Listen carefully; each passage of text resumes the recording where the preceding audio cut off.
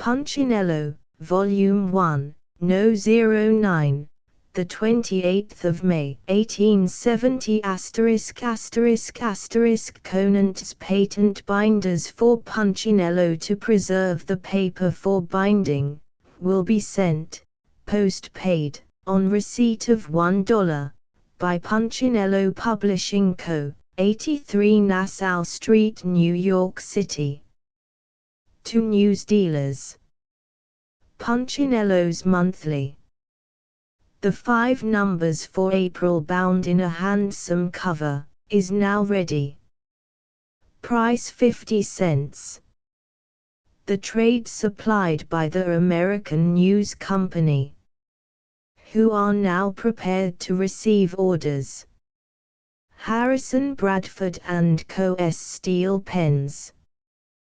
These pens are of a finer quality, more durable, and cheaper than any other pen in the market. Special attention is called to the following grades, as being better suited for business purposes than any pen manufactured. The 50522 and the anti-corrosive. We recommend for bank and office use. D. Appleton & Co., sole agents for United States. Punchinello Volume 1. Number 9. Saturday, the 28th of May, 1870. Published by the Punchinello Publishing Company, 83 Nassau Street, New York. Will shortly appear, our new serial, written expressly for Punchinello, by Orpheus C. Kerr, entitled, The Mystery of Mr. E. Drood. To be continued weekly during this year.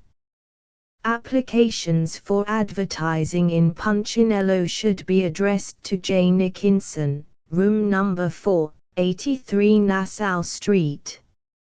Of the United States. Number 240 Broadway, New York. Policies non-forfeitable.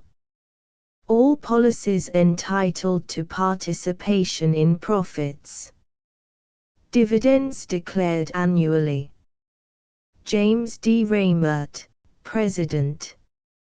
Asher S. Mills, Secretary. Thomas H. White, M.D., Medical Examiner. Active agents wanted. Mercantile Library, Clinton Hall, Astor Place, New York. This is now the largest circulating library in America, the number of volumes on its shelves being 114,000. About 1,000 volumes are added each month, and very large purchases are made of all new and popular works.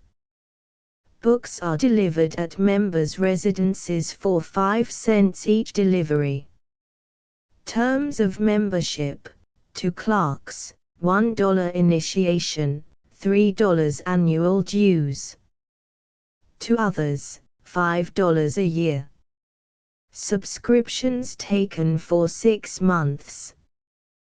Branch offices No. 76 Cedar Street, New York, and at Yonkers, Norwalk, Stamford, and Elizabeth. Notice to ladies.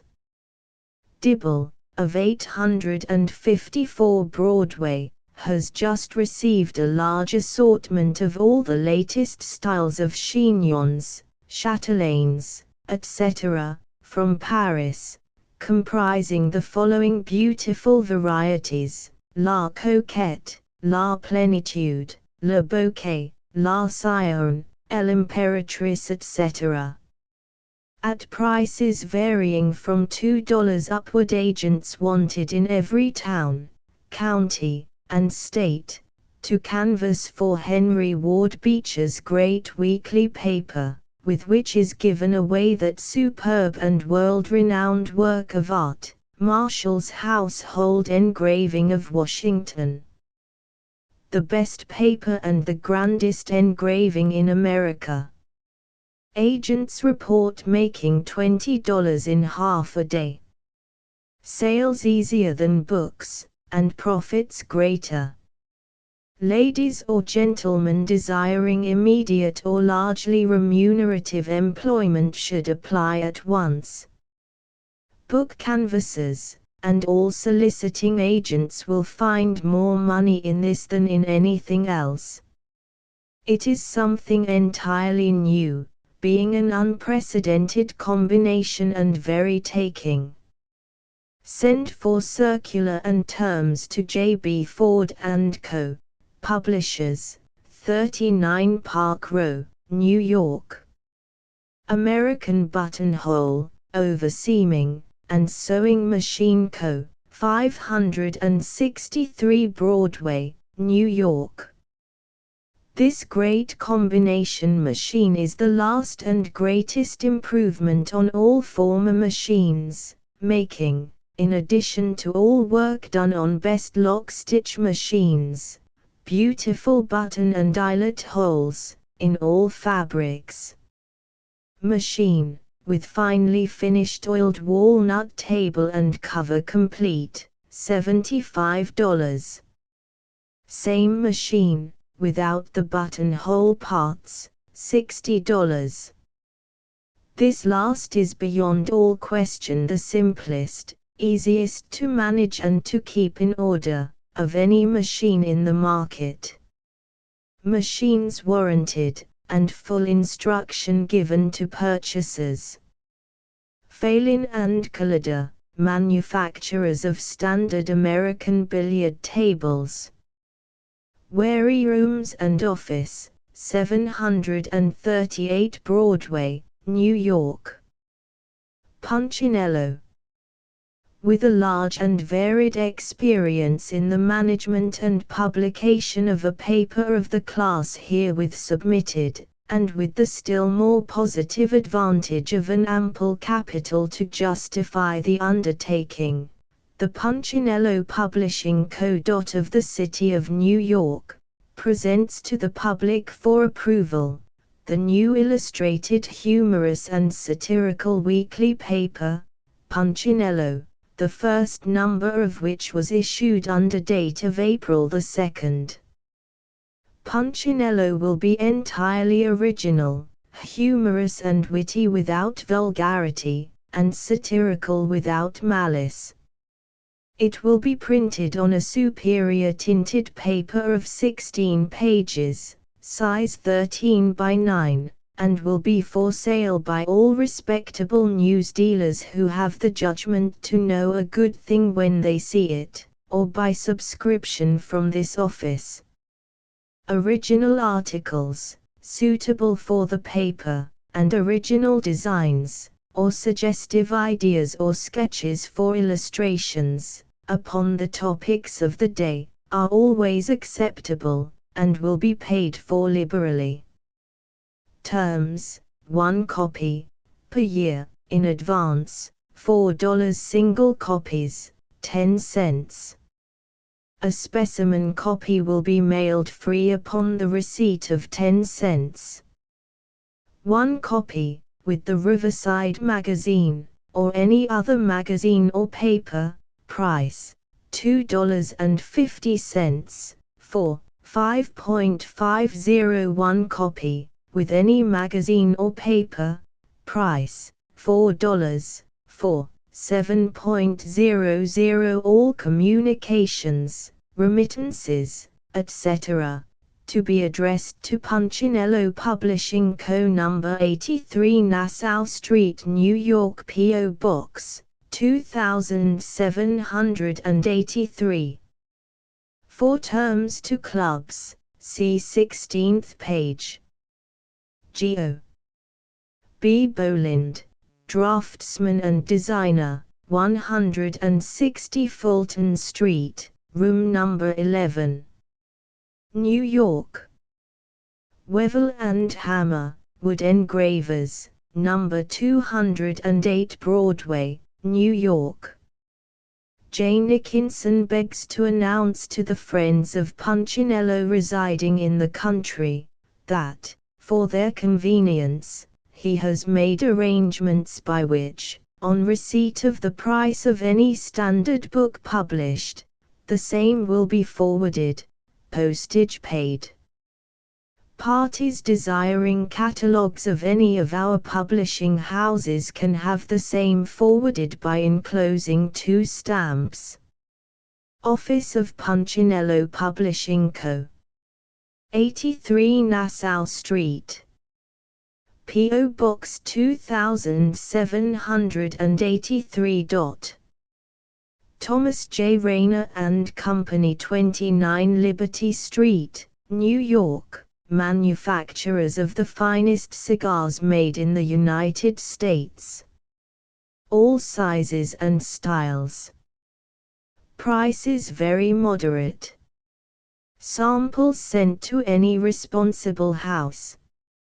Also importers of the Fosbos brand, equal in quality to the best of the Havana market, and from 10 to 20% cheaper. Restaurant, bar, hotel, and saloon trade will save money by calling at 29 Liberty Street. At the Mercantile Library.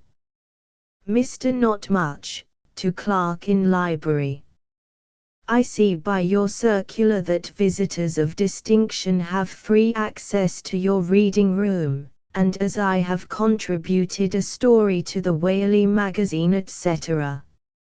Not Much, having obtained access to the reading room. A very pretty girl, that superintendent. Has she perused my story, or do I dazzle her with my looks? Ha! She rises. Lady Superintendent. Blandly but firmly. Excuse me, sir, but it's against the rules for gentlemen to place their feet on chairs. High notes by our musical critic. Punchinello's critic, always the friend of fair play, resents the insinuation that Mr. Carl Rosa has been a careless director of opera. The truth is that Mr. Rosa has not produced the smallest work without a great deal of preparation. Floto's Shadow is to be brought out in London. It will not stand the ghost of a chance unless well mounted. Music light and sketchy, remarkable for a chorus of fishermen, well known as the Shadow. Song. Lohengrin has had a run of 8 nights at Brussels, with average receipts of little less than 4,000 francs. This sort of tune is the only one in the music of the future which managers can understand. Nevertheless, Herr Wagner is not out of spirits. Intent upon laying the foundations of future wealth and fame, he can lay low and grin. Brussels gold will serve him as well as Ringold. The difference between Barker's music finder music box is yet an unsettled conundrum. Such is likely to be the fate of the question raised with so much temper over the passion music of that great man by the English critics. Shame on all critics that condemn Mozart as a fogey and Bach as a nuisance. Of course it is going back on Bach with a vengeance, but what sympathy can exist between the old fuguemakers and the modern high flyers? Latest news items. A Sheffield paper has been prosecuted for asserting that the Prince of Wales was a fast young man. The prosecution was withdrawn as soon as the editor confessed that the prince was loose. The Treasury Department is much distressed by the great genius for smuggling displayed by the Chinese immigrants. They secrete opium in all sorts of wonderful places, and so worry the custom house officers dreadfully. Several children have been arrested for bringing their poppies over with them, and feeling in favor of the offenders ran so high that a number of women were fined for having a share in Lord N.M. The bullfights in London have come to a mournful conclusion. The bulls refused to take part, and the principal combatant, instead of being all matted o'er with the blood of his taurine victims, has been sent to prison for trying to pick a door lock. The last of the Pagans is traveling east, on his way to Philadelphia, to see Sheridan's ride. He was away from home when Philip was there, and is very anxious to know the young man when he sees him again.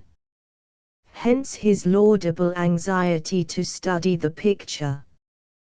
The Fenian Army.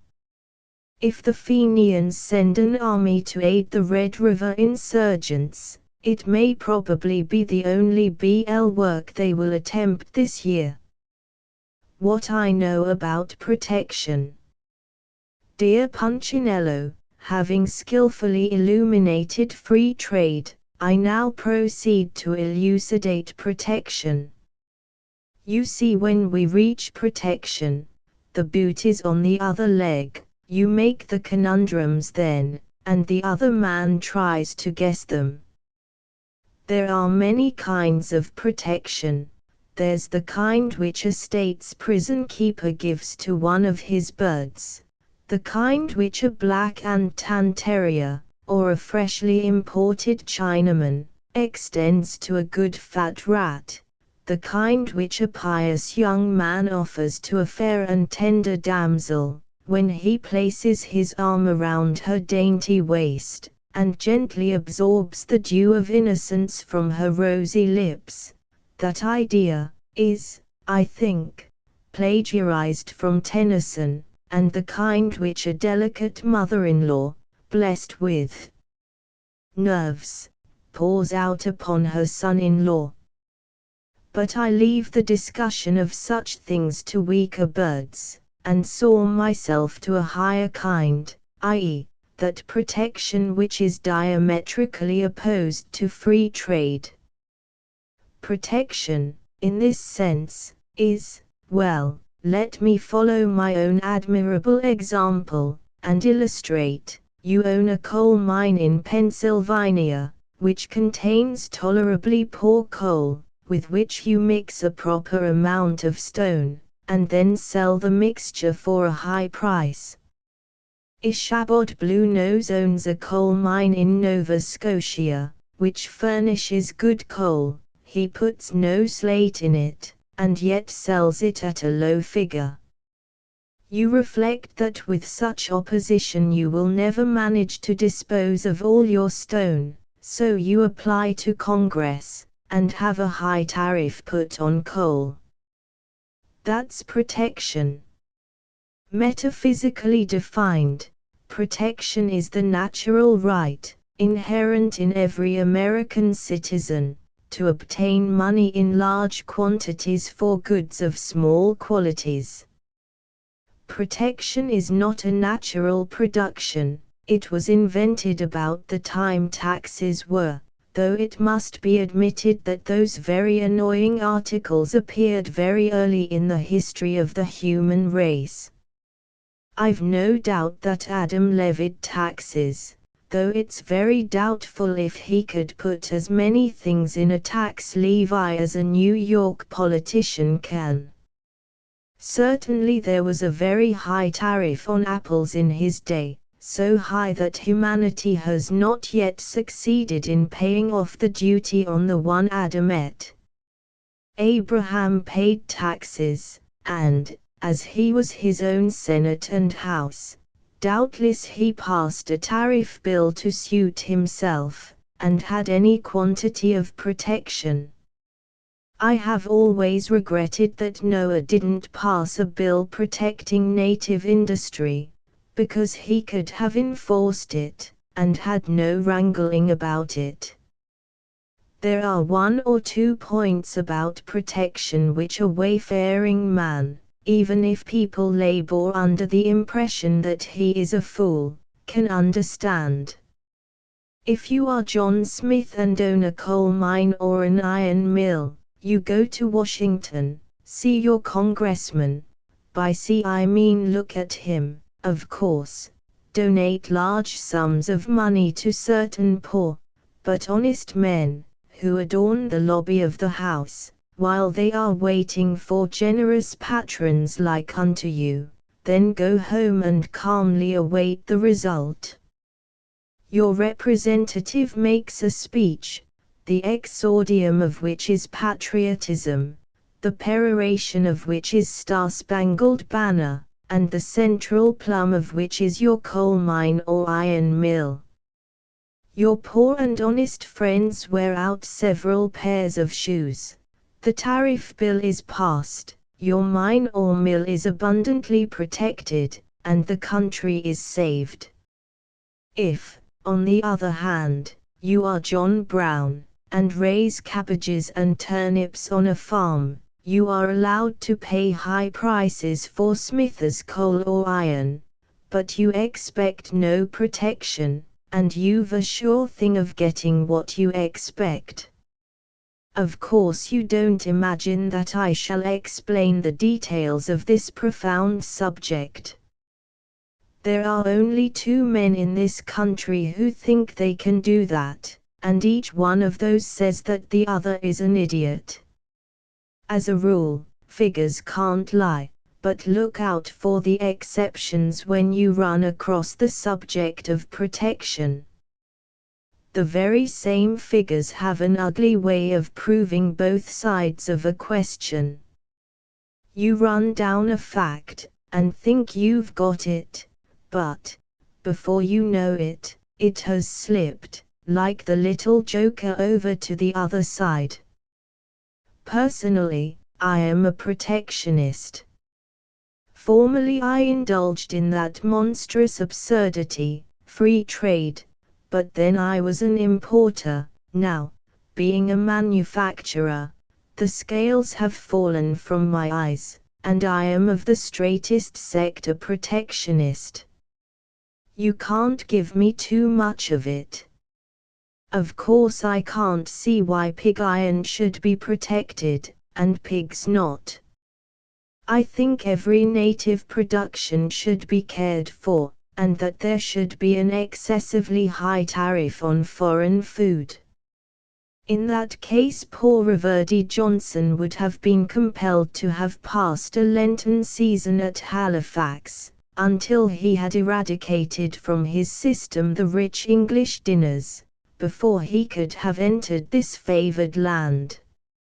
And Motley, bless me, he has eaten so much that I don't believe he could get it out of his body if he fasted for the remainder of his natural life. I am informed, however, that protection does us one injury. All the world says that there is a Parsi in our land, who is loaded with rupees, but who is unable to spend them here because of our protective system. And what all the world says, you know, must be true. However, there are 40 million of us, and, if Congress will make all Americans buy my patent doorknobs, the Parsi can go to Hindustan. I don't think anything more can be said about protection. Anybody who doesn't understand it now had better go to Washington and listen to the debate on scrap iron. That will sharpen his wits. Pig iron, of course, is interesting, but then that's a light and airy subject. Hear the debate on scrap iron, by all means. Lot. A literary vampire. No greater mistake was ever made than the supposition that Punchinello is to be assailed with impunity by rival publications. It is well known that he never courted controversies or quarrels, and his best friends understand perfectly his love for a peaceable career. But when that flippant sheet, known as Rees's American Encyclopedia, comes out with a violent attack upon Punchinello's past life and present course, the assault is such as would provoke a retort from any honest man. The vile insinuation that Punchinello is printed and published for the sole purpose of making money out of its subscribers and the reading public in general, is too mendacious for refutation, and when the reckless editor of the periodical in question gravely announces that he can never read Punchinello without laughing at its contents, it will be readily seen that he goes so far as to make use of the truth to serve his wicked purposes. But the descent which this shameless conductor of a journal, confessedly the organ of our ignorant masses, has made into the private life of Punchinello, is without precedent. He states that for the first 14 years of his life, Punchinello was, to all intents and purposes, a person of little or no fortune, and that he depended entirely upon his parents for support, that, until he had reached his 5th birthday, he had absolutely no knowledge of English literature, and was entirely ignorant of even the rudiments of the classics, that he never paid 1 cent of income tax at that period of his life, and that his belief in the fundamental principles of political economy was, at that time, doubted by all who knew him best. Are such statements as these to be submitted to by a man of honor? Never. Punchinello dares the recreant editor of the dirty sheet to do his worst. Of that base man he could tell much which would render him unfit for the association of any person living, but he forbears. This much, however, he will say. It is well known that the said calumniator did, at many periods of his life, make use of the services of a Calceolarius. Think of that, freeman of America. He has often been known to submit to indignities, such as nose-pulling from the hands of a common tunzer, and has been frequently in such a condition that he could not appear in public without the assistance of a sartor. Is it fitting that a high-toned journalist should engage in petty recriminations with such a one? Revenge, says James Murdoch, is the sweetest morsel cooked in its own gravy, with sauce mayonnaise. Yes, said Dean Swift, and let us have some, and a little gin, say 5 fingers, and a trifle of milk. Thus it is that we regard the editor of the Encyclopedia. Carlyle remarks, many a vessel, for if not a vessel, then surely we, or our progenitors, in counting ships, and the assumptive flutative mechanisms of anterior and past ages, or as the Assyrians, underestimating the force of the correlative elements, declared a bridging, or a going over, not of seas merely, but of those chaotic gaps of the mind, are all wrong enough indeed, has never got there. We also think of that editor in this way, and trust that enough has been said to make it plain that Punchinello is not to be attacked with impunity by every little journal of the day. Encouraging for travelers. The managers of a leading railroad announce that they take passengers to all principal points of the West without change. Such unusual liberality, at a time when change is so scarce with many people, ought to ensure for that railroad a great success. Alike, but different. Poetry sometimes has a ring in it. So has a pig's nose. The plays and shows. Military dramas might, as a rule, be called with equal propriety millinery dramas. In other words, their success is generally due to their costumes. In this respect they afford a marked contrast to ballet spectacles.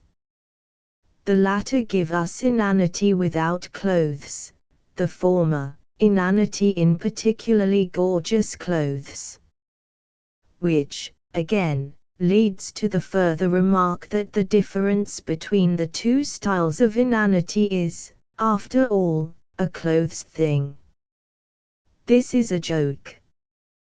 The lancers, now running at Warlicks, a proceeding which implies no want of bravery on the part of that distinguished corps, is, however, unlike most military dramas, inasmuch as it is a bright and brilliant play. Moreover, it is acted by the best members of the company in their very best manner. Miss Louisa Moore, whose golden hair and silvery voice become an actress of genuine metal as well as gentle grace, is Estelle, the heroine. Miss Emily Mestaya is the commanding sister of Colonel E.P.E. who is personated by Mr. Fisher. Mr. Wyndham is the graceless private, who, having spent his last penny, enlists in the Lancers and spends vast sums in beneficiary beer in company with his comrades. Mr. Williamson is the kindly sergeant. Mr. Ringgold is the genial artist, whose velvet coat suggests that he has recently managed a star opera bouffe enterprise, and Mr. Stoddart is happy in the congenial character of a clumsy trumpeter. If any speculative manager pretends that he has a better hypothetical cast in his eye than the present cast of the Lancers, let him be given to the surgical tormentors to be operated upon for malignant strabismus. The curtain rises upon the genial artist searching for his friend, the graceless private, in the empty jugs and glasses at the Golden Sun Inn. To him enters the clumsy trumpeter. Genial artist. Where can he be?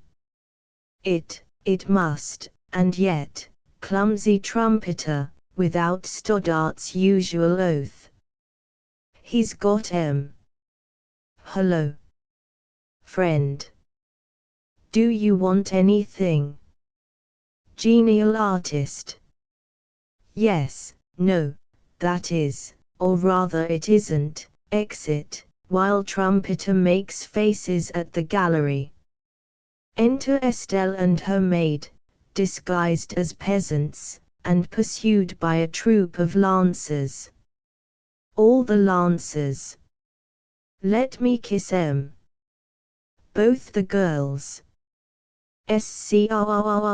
Screech.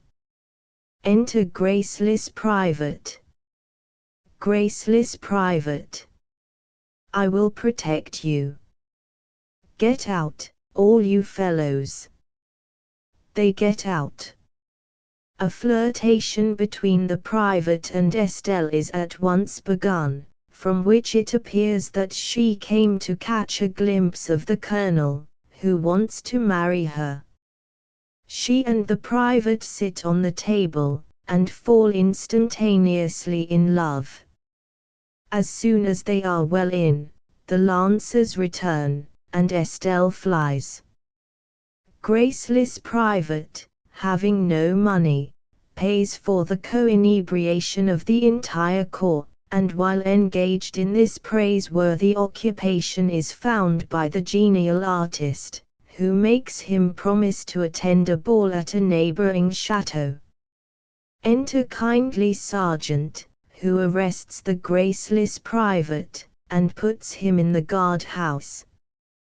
Curtain falls amid faces from Stoddart, without his usual oath, and applause from the audience. Veteran playgoer. Well, I've seen Stoddart in everything he has played this year, and this is the first time he has failed to swear on every ineligible occasion. Young lady who frequents Warlick's. Who is that clumsy trumpeter? I don't know him. Accompanying young man. Why, don't you know Stoddart? Young lady. Nonsense, that isn't Stoddart. Why, he hasn't sworn once. Fast young man.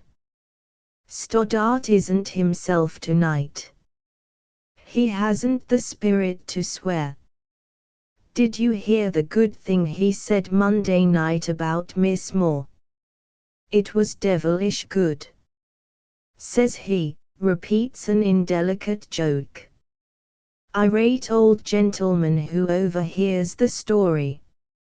If he said that, sir, he ought to have been hissed off the stage, sir, and turned out of the company, sir. It was an insult to an estimable lady, and an outrage on the audience, sir. The second act takes place in the salon of Estelle. The colonel and his commanding sister lay siege to Estelle's heart. Graceless private, in evening dress, countermines the colonel's forces and routs them, wading deeper than before in the exhilarating surf of love, hand in hand with Estelle. This metaphor has been leased for a term of years to a distinguished hydropathic poet. Clumsy trumpeter drops books and things all over the room, and recognizes the graceless private. Finally the colonel and the latter quarrel, and go out in the backyard to fight, where the private is wounded in the arm. The colonel returns and announces the result to Estelle, who swoons, or at all events, makes an admirable feint of so doing. Curtain. Fast young man. Stoddart didn't try his good joke tonight. He'll say something yet, though, before the play is over. Everybody else. Did you ever see better acting than Wyndham's and Miss Moore's? And how capitally Fisher and Miss Mestaya are playing. Stoddart positively hasn't sworn yet. What can be the matter with him? Inquiring maiden, to her travelled lover.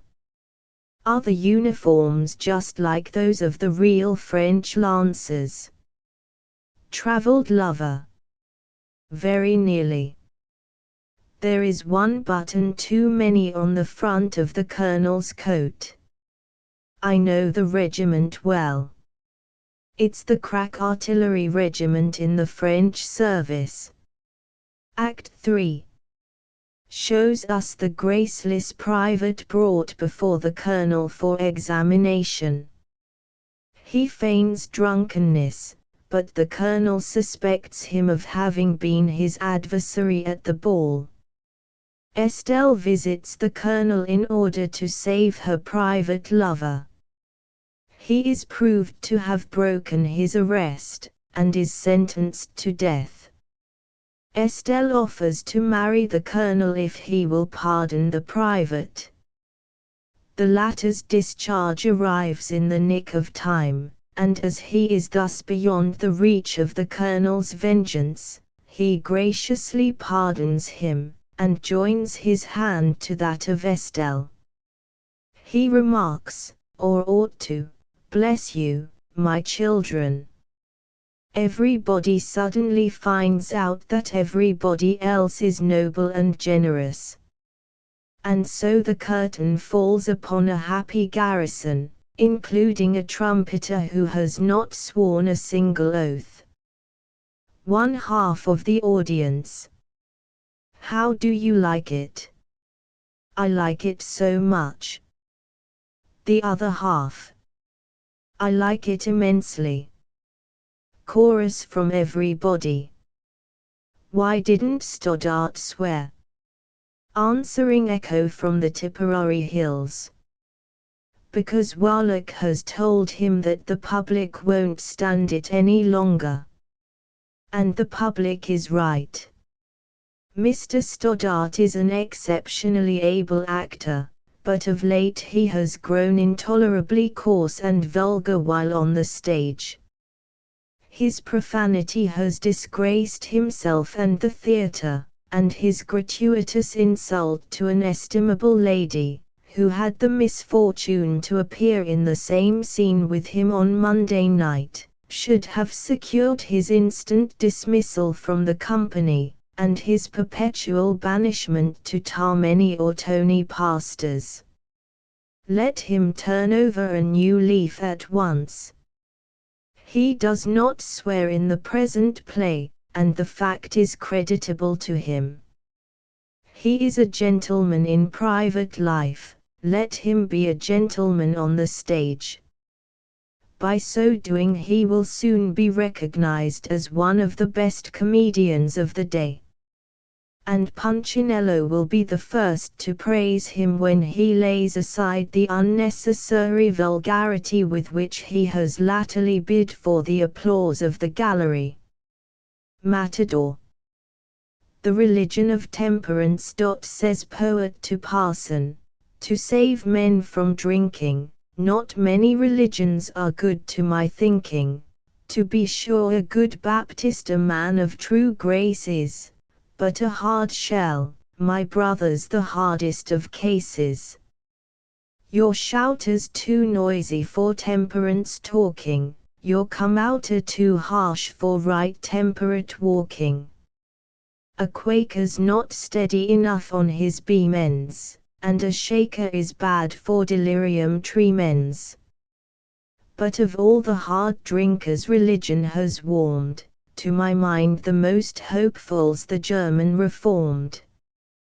The pet dogs of New York present their compliments, with the above cut, to Mr. Berg, and request that he will curtail the sports of thoughtless children who insist upon playing at horse with them. Logical. One Pullman, who preaches the milk of the word, not without gin, Punchinello supposes, declares that the Bible is full of lies. Well, according to his own view of it, Pullman must be full of scripture. The real fact. Mr. Colfax, says the Cincinnati Gazette, intends to call his newborn son Casablanca, the vice president having once stood on a burning deck, etc. Punchinello discovers a shrewder reason. The plain English for Casablanca is White House. Concealed weapons. Detroit drunkards, says an exchange, use a stocking with a stone in it to avoid arrest, just as if a hat with a brick in it were not enough. Written with a steel pen. So great is the habit among editors of cribbing from each other, that if one were to write an article about an egg another would immediately poach it. The Battle of Hastings. The fight between the commercial advertiser and Theodore Tilton. Triumphs of the chisel. The Wall Street busts. Good judges pronounce them perfidious. What an asthmatic artist cannot draw. A long breath. The American Working Women's Union most sought after. Marriage. The latest edition of Shoe. Fly. Mosquito at Niblo's. The congressman to his critics. Well, talk, if you like, I suppose it's your way. Each citizen, surely, should say all his say. I did just so, when I'd nothing to do, and if I felt like doing so, why shouldn't you? It's Republican, pleasant, and safe, to find fault, if a man can't do that, why he's not worth his salt. And never, since critics and fleas learned their powers, was a country more blessed with such vermin than ours. You've learned much about your old friend, it is said. The farther I'm from you, the plainer I'm read. When one of the people comes here to make laws, the people disown him. Now, what is the cause? You say I'm not dignified. Well, friends, are you? My language, my manners, are rough, it is true, my tones, and my jokes, since you say it, are coarse, but very few streams rise above their own source. If we're all politicians and they are such trash as you have declared them, why were you so rash as to give us your votes? What? Will nobody run but a mere politician? Why, then we're undone. Come, come, this is nonsense. Be fair, my good sirs. Let us look at this question. Suppose it occurs that a long, prosy speech is about to be made, if you say, stay and hear it must you be obeyed. But ours is a serious business. True. And so are some other things serious, too. Such as courtships, and dinners, and headaches, and blues, and sight-seeing friends, whom 'tis death, one, to refuse. Now, many of us, though it should not be said, are really stupid, and haven't much head. We don't take that view of our duty that you do, we're often so bothered we don't know what to do. Our votes look decided, as though we did know, but that's because Butler or Skenk voted so. Such points may come up, in the course of the day, as would puzzle the seraphim some, I should say. Besides, gentle friends, did you ever think so? Perhaps we are paying you all that we owe. If you want better service, why send better men, and be better yourselves. It will all be right, then. 1. Political death, of course. Come on, ladies. An anti-mustache movement has begun in Boston. Punchinello to explain that it begins altogether with the ladies, and is, of course, right against the mustaches. For lunatics only. The latest whim of the lunatics in one of the Indiana asylums is the notion that they can design and build opera houses. Well, we have lots of crazy architecture, and more than one gentleman has acknowledged himself insane for investing in opera houses. But Punchinello thinks that the tastes of the insane would be better encouraged if directed to the building of courts of justice. Every courthouse thus constructed would be a monument to the plea of insanity. Glimpses of fortune. You may not think so, my dear Punchinello, but it is true. I have had them. I am not one of your bloated aristocrats, just at the present moment, but I know as well as anyone what Whittier meant when he said it might have been.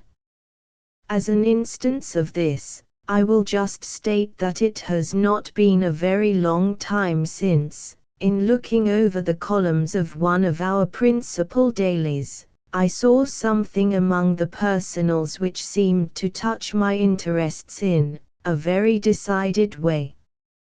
I often look over the personals, for I know well the connection between fortune and the press.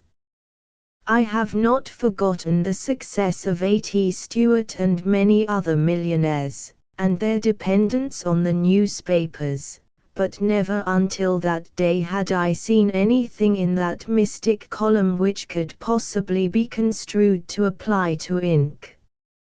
As for the rest of the paper, I knew that there was nothing to interest me there. You see, I was after fortune. The advertisement to which I refer wrote as follows: if the gentleman in a dark hat and grey pantaloons, who, in a Broadway stage, one day last week, passed up the fare for a lady with blue eyes and high-heeled boots, will call at 831 Street 2nd floor, he will hear of something to his advantage. A.R. Now, it so happened that during the whole of the preceding week I had worn a black hat and grey pantaloons. Indeed, I had them on yet, and, to tell the truth, I had no others. Therefore, this part of the case was all clear enough.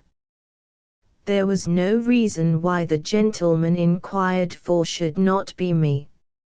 I had certainly ridden in a stage in the last week, and I remember very well that I passed up the fare for lady with blue eyes.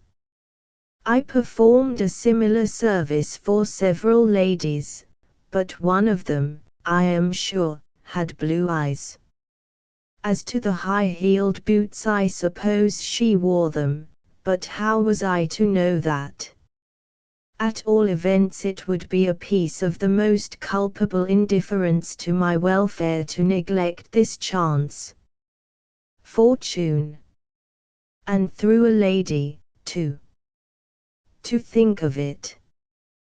The promised advantage might be great or small, but whatever it was, it would be most welcome. And the honor, too. A piece of positive advantage for an act of manly gallantry. I immediately put on that black hat, and with those identical grey trousers upon my legs, I strode down to 321 Street and mounted instantly to the second floor. As there was but one entrance door from the stairway on this floor, I felt certain that I had found the right place. The business of Mr. A.R. was evidently a very profitable one, for his room was quite full of people. I inquired of a boy for the author of the notice I held in my hand. I had carefully cut it from the paper, and was informed that this was the right place, and that the gentleman would see me in a few moments. I took a seat and regarded the persons who were standing and sitting about the room. They were all men, and in a few minutes I discovered, to my great surprise, that they all wore black hats and grey pantaloons. I must admit that when I made this discovery, I experienced a very peculiar sensation, as if someone had suddenly dropped a little ice water down my back. Was it possible that all these men were here in answer to that advertisement, which I considered addressed to me alone? There were all sorts of them, old gentlemen with heads greyer than their pants, young fellows who looked like clerks, and middle-aged men, who seemed like very respectable heads of families.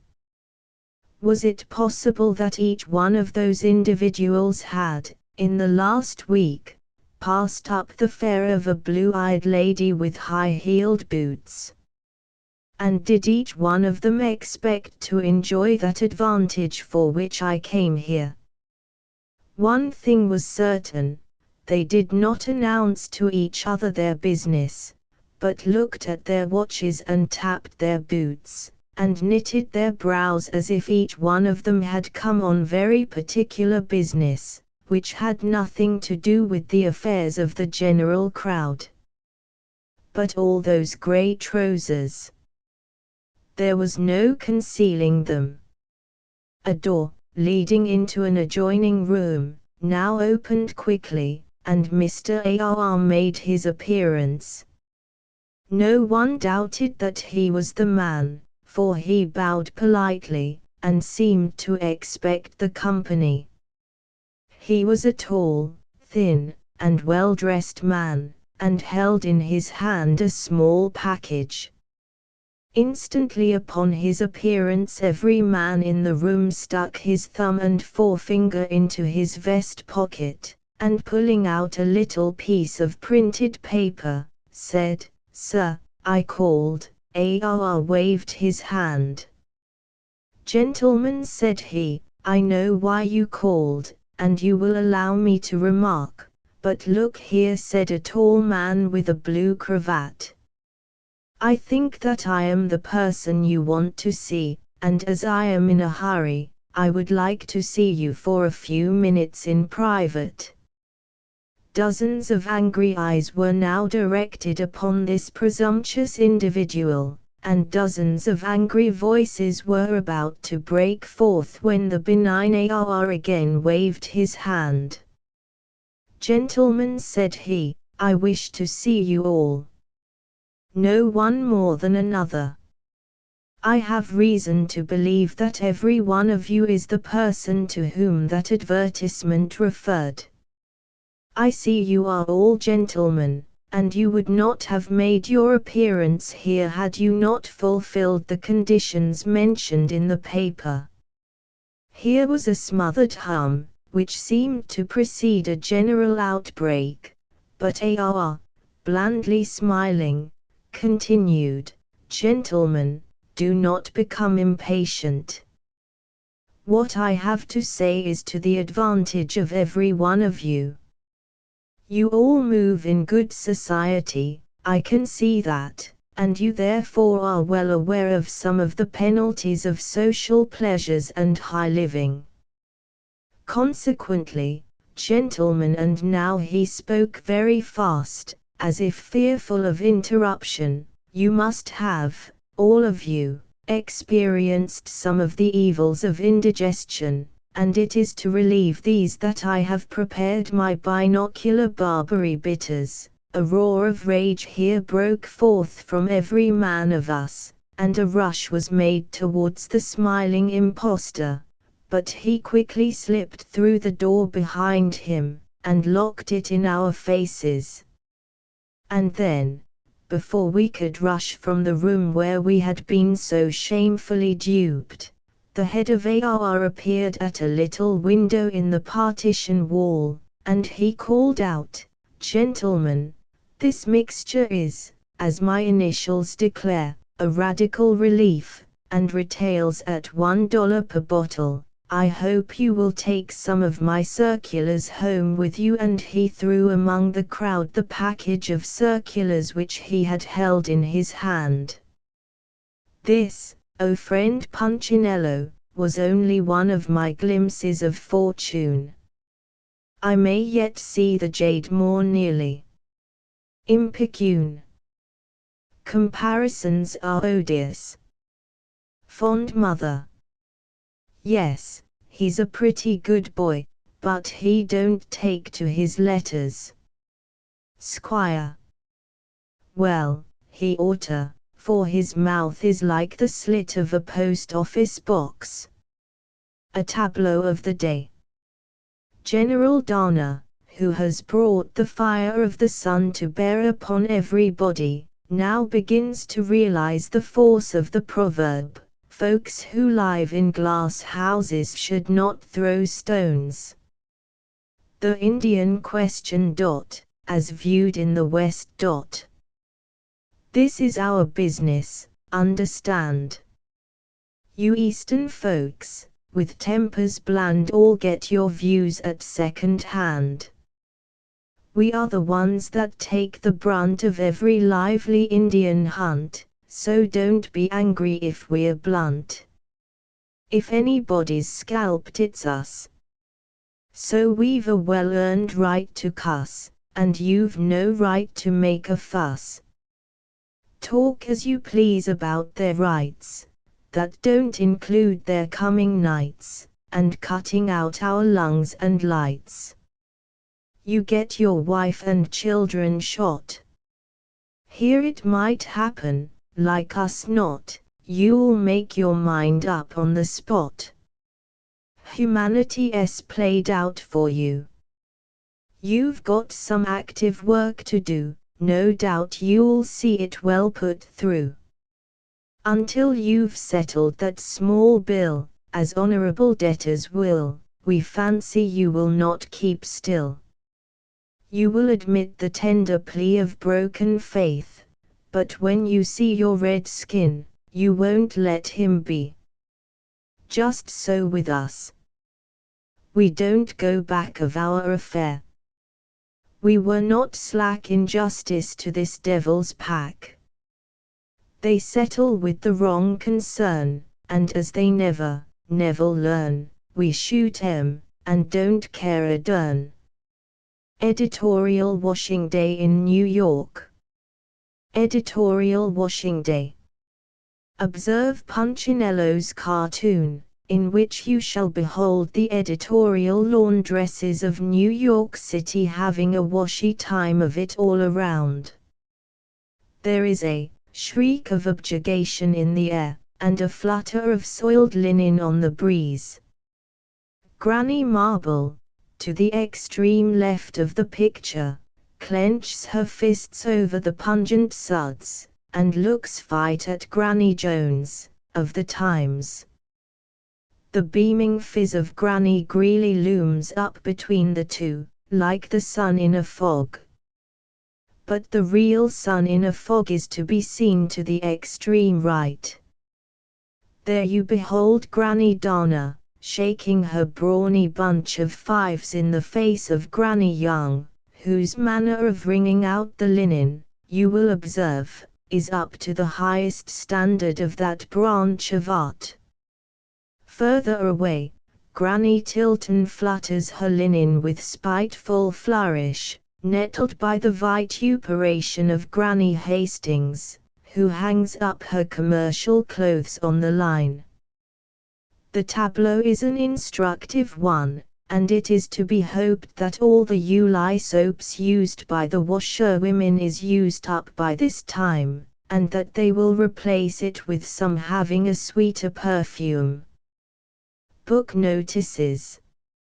Mrs. Cherningham's Journal. New York, Charles Scribner and Company. A very cleverly written narrative, in smooth verse, detailing the experience of a bride who took to flirting early in her matrimonial career, but was saved from coming to grief by the decisive action of a stern husband. The book contains a capital lesson for the girl of the period, whose follies are satirized in it with a sharp pen. Notice: the attention of the public is requested to Punchinello No. 10, which will be issued upon Thursday, the 26th of May.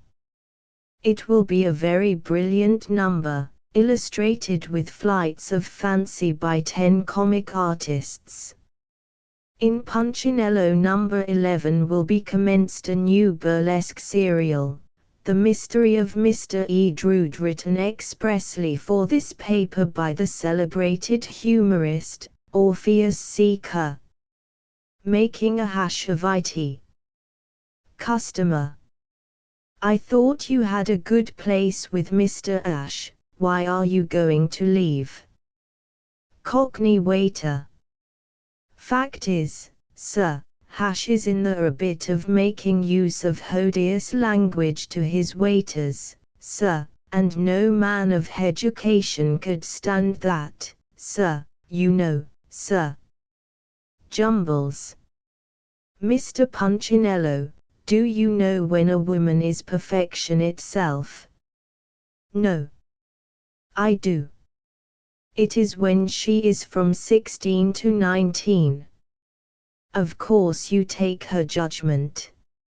At 16 she is the coming flower that has come, the first rose of summer, and about the best that may be looked for.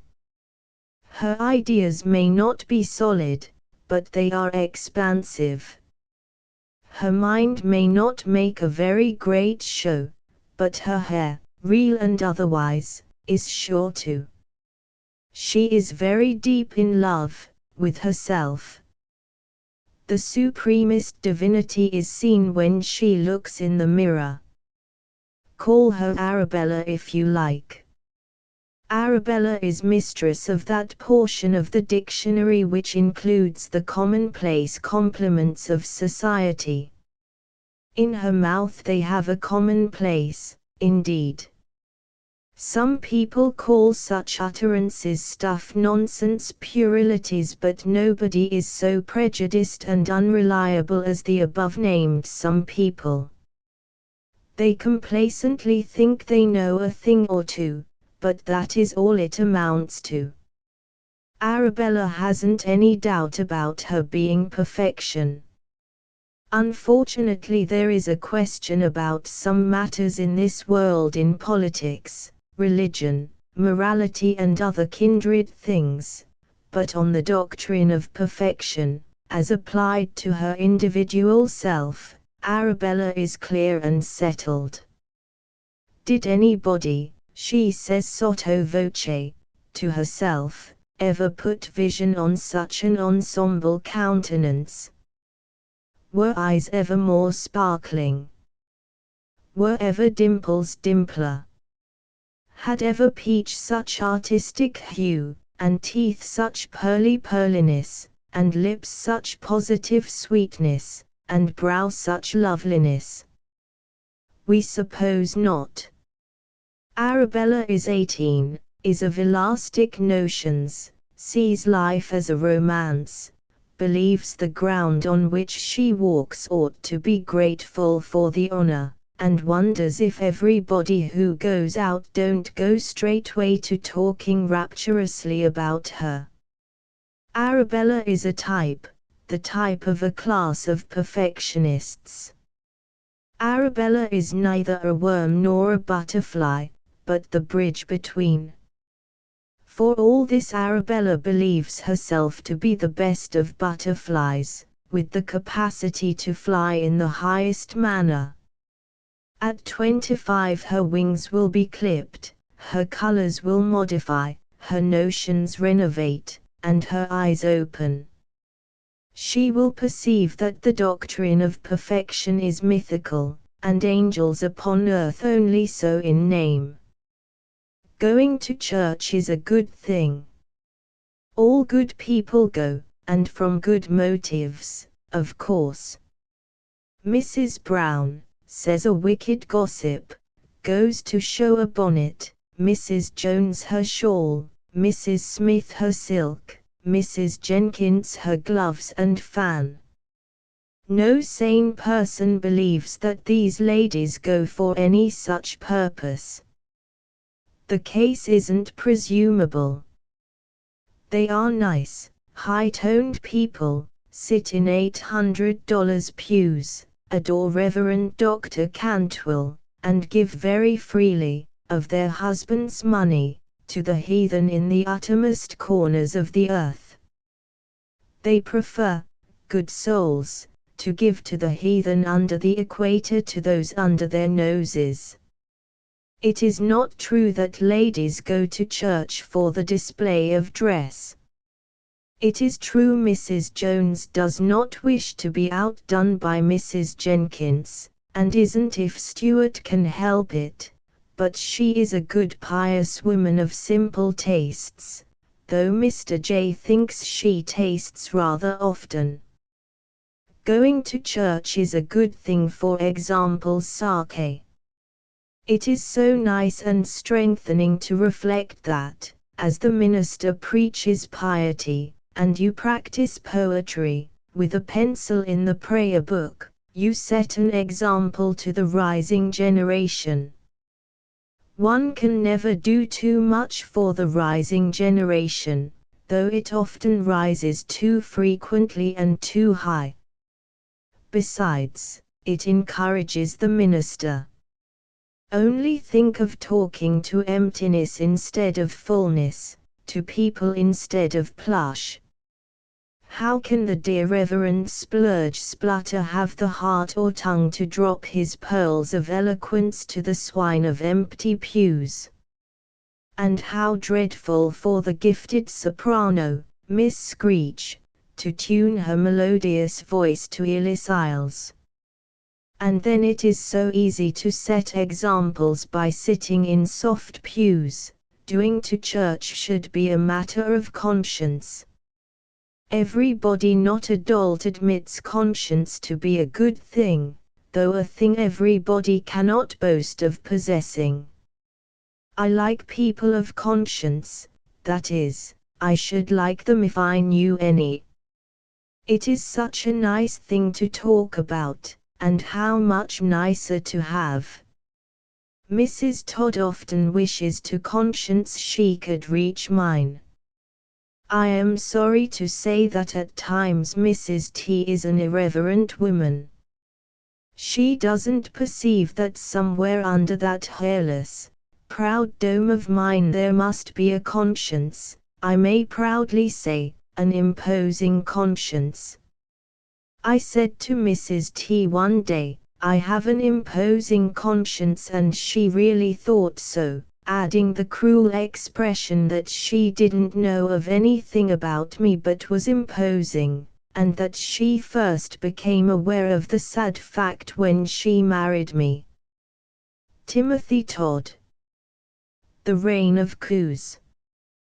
The situation of France is always striking. This is because its people are always being struck with a succession of Napoleonic ideas. They labor, for example, under a constant coup d'état. Their press is the victim of a regular coup de main, their strikes are daily evidences of coups de mains. Their legislature suffers continually from coup de theatre, and their emperor is perpetually threatened with a coup de grâce. The energies of Frenchmen are not imprisoned, no, they are only couped. Elevated statesmanship, in sobriety the best policy. Sir John Macdonald, the Premier of Canada, though an eccentric leader, is a happy illustration of the most elevated statecraft. He has been drunk, says the Toronto Globe, for several days, and incapacitated for public affairs. Considering what Canadian affairs are, including Sir John, this does not follow. Evidently it is not his policy to keep sober. But Sir John is often drunk, says the Globe. He was tight before Prince Arthur, and he rushes to the bottle whenever the Fenians give alarm. Now this strikes us as very good policy. It helps us to see how convenient it was for Sir John to magnify a few O'Briens and O'Shaughnesses into an army with green banners, and how opportunely the Dominion became intoxicated with its fears. A powerful protector. Mother. Why, Rosie, how late you are today. Rosie. Yes, Ma, but I couldn't help it. There was a poor little girl at school who had no one to take care of her, and so I had to see her home. Comic zoology. Order Reptilia. The viper. The supposition that this snake prefers a file to any other species of nourishment is a vulgar error, and belongs to the same mendacious category as the stories that ostriches are fond of tenpenny nails and soldiers of hardtack. It is true that old files are sometimes bitten by vipers in localities where these serpents abound, but in the lizard and hop-toad they usually find metal more attractive.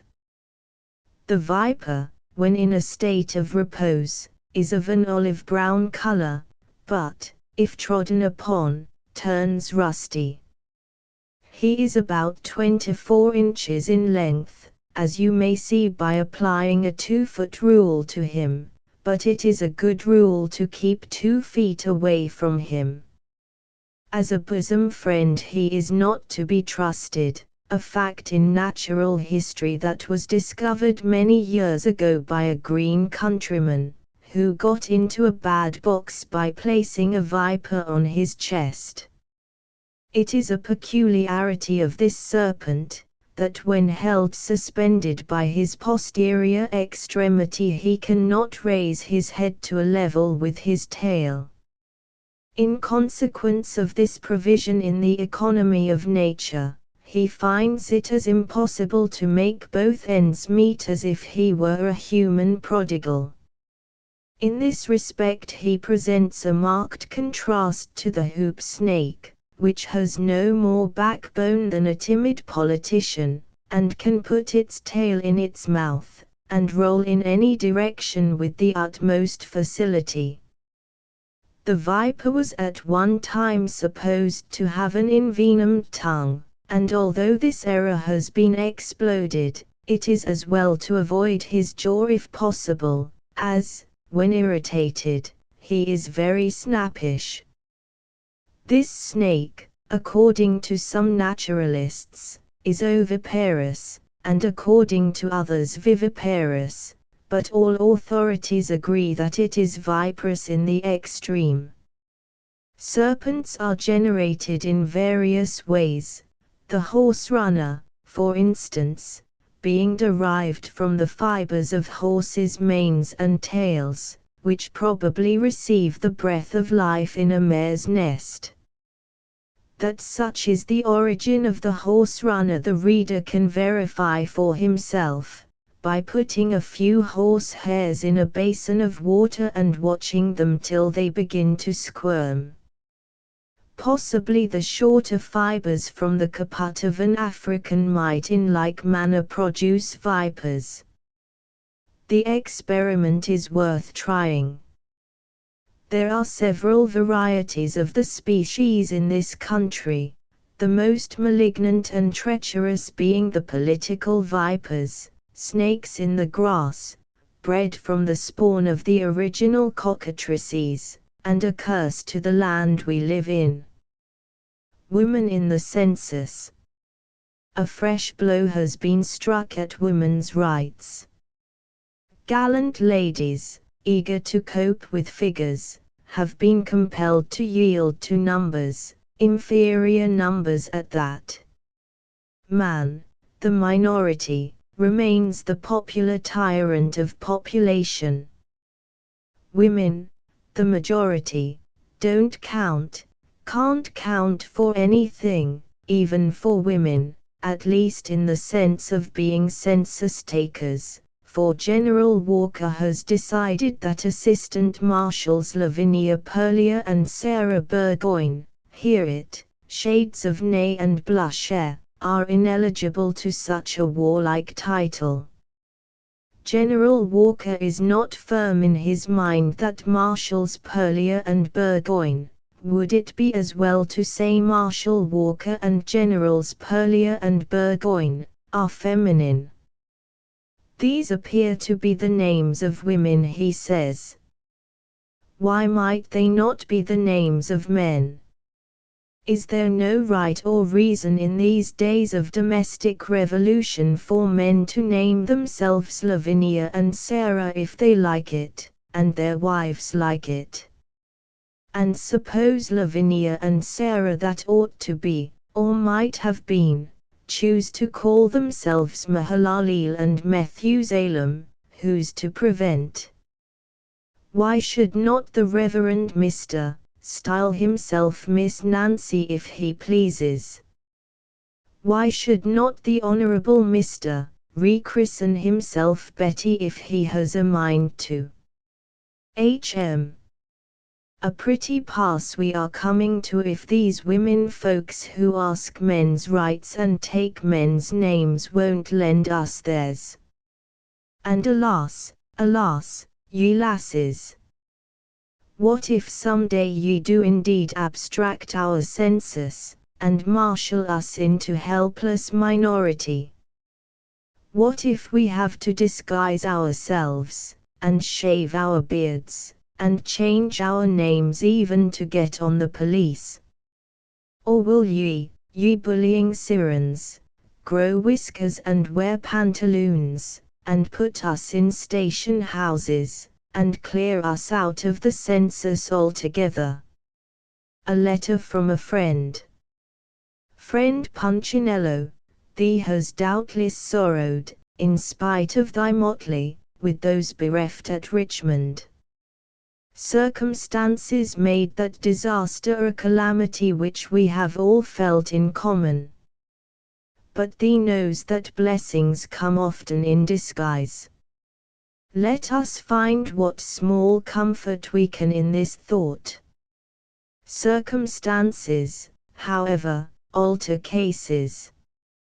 How different the feeling, how thin the disguise would have been, had our capital fallen at Harrisburg.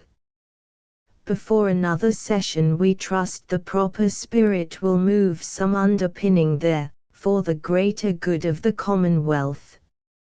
It was formerly said that law is law, but not even a Philadelphia lawyer now knows what law is or what law is not, for anything is law hereabouts. Of one result we may boast, if that be not sinful, we are ahead of thy wicked city. Thee had thy delinquent tax collector, but thee has him not. We sorrowed, for we had him not, but now we rejoice in one whose name is, not Bailey, but Hill. We did not want him, but got him involuntarily, as thee might get the smallpox.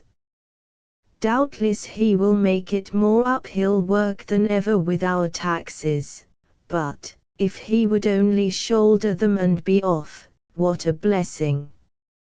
For, verily, it cannot be said, as of old, that a man heapeth up riches, and knoweth not who shall gather them. But, perhaps, thee pays taxes also. If so, thee can affirm to the gatherer, as well as thy friend, Finas Brobrim. Philadelphia, 5th month, 9th day, 1870. Old Iron. Somebody talks of the iron men of Congress. Does he mean the cast iron members or the pig iron members? For instance, there are the rusty heavyweights, and then there are the fellows who are greedy about tariff. Members of the scrap iron and tenpenny nail order are, of course, not alluded to. All these are iron men, but, as everybody knows, are not men of iron. In view of its rusty legislation and legislators, we recommend Congress to hang out a sign, "Highest prices paid here for old iron." Bar that. The Toronto Globe is at present treating the Premier of the Dominion to a course of lectures, advising him not to get drunk so often as he does. Now this is too much to expect, since the gentleman referred to has, by virtue of his official position, the run of the bar. Condensed Congress. Senate. Mr. Morrill expressed his views upon what he is pleased, for Morrill is mirthful in his heavy way, to designate the reduction of taxes. He said that we had been for some time in a state of peace, and our expenses were not so large as they had been. Therefore he thought we might leave direct taxation alone. To be sure, he was not prepared to suggest any specific reductions in direct taxation. But, doubtless, they would be made some day or other. In the meantime let us pile on the tariff. This was his notion of reducing taxation. Let the importers and the consumers who don't like it, learn how sublime a thing it is to suffer and be strong. Then the Senate betook itself to considering an appropriation for educating the colored infant. Mr. Wilson strongly approved it, not only on account of the colored infant, for whose education he did not in a general way feel any particular solicitude, inasmuch as the less educated he was, the likelier he would be to give his voice and vote to him, Mr. Wilson, and his like, but also because the appropriation would provide for a number of the supernumerary female school teachers of Massachusetts, who had become a great trial to him, and particularly to his colleague, Mr. Sumner. Mr. Sumner said that school and explained that he believed he was venerated by the women of Massachusetts, but that their reverence for him was too great to allow them to approach him with importunities. Nevertheless, he was in favor of the bill, as tending to break down the accursed spirit of caste, and to disseminate throughout the South the 3 or more R's which he had so often had the honor of reverberating throughout the Senate. Mr. Yates approved of the bill. It was his general principle to vote for anything that looked to the disbursement of money. He was particularly in favor of this measure, because he wanted an uniform education for everybody. He didn't want anybody else to know more than himself, and he didn't want to know more than anybody else. Voices, you don't. Take spelling. There was only one correct method of spelling, the one that he pursued.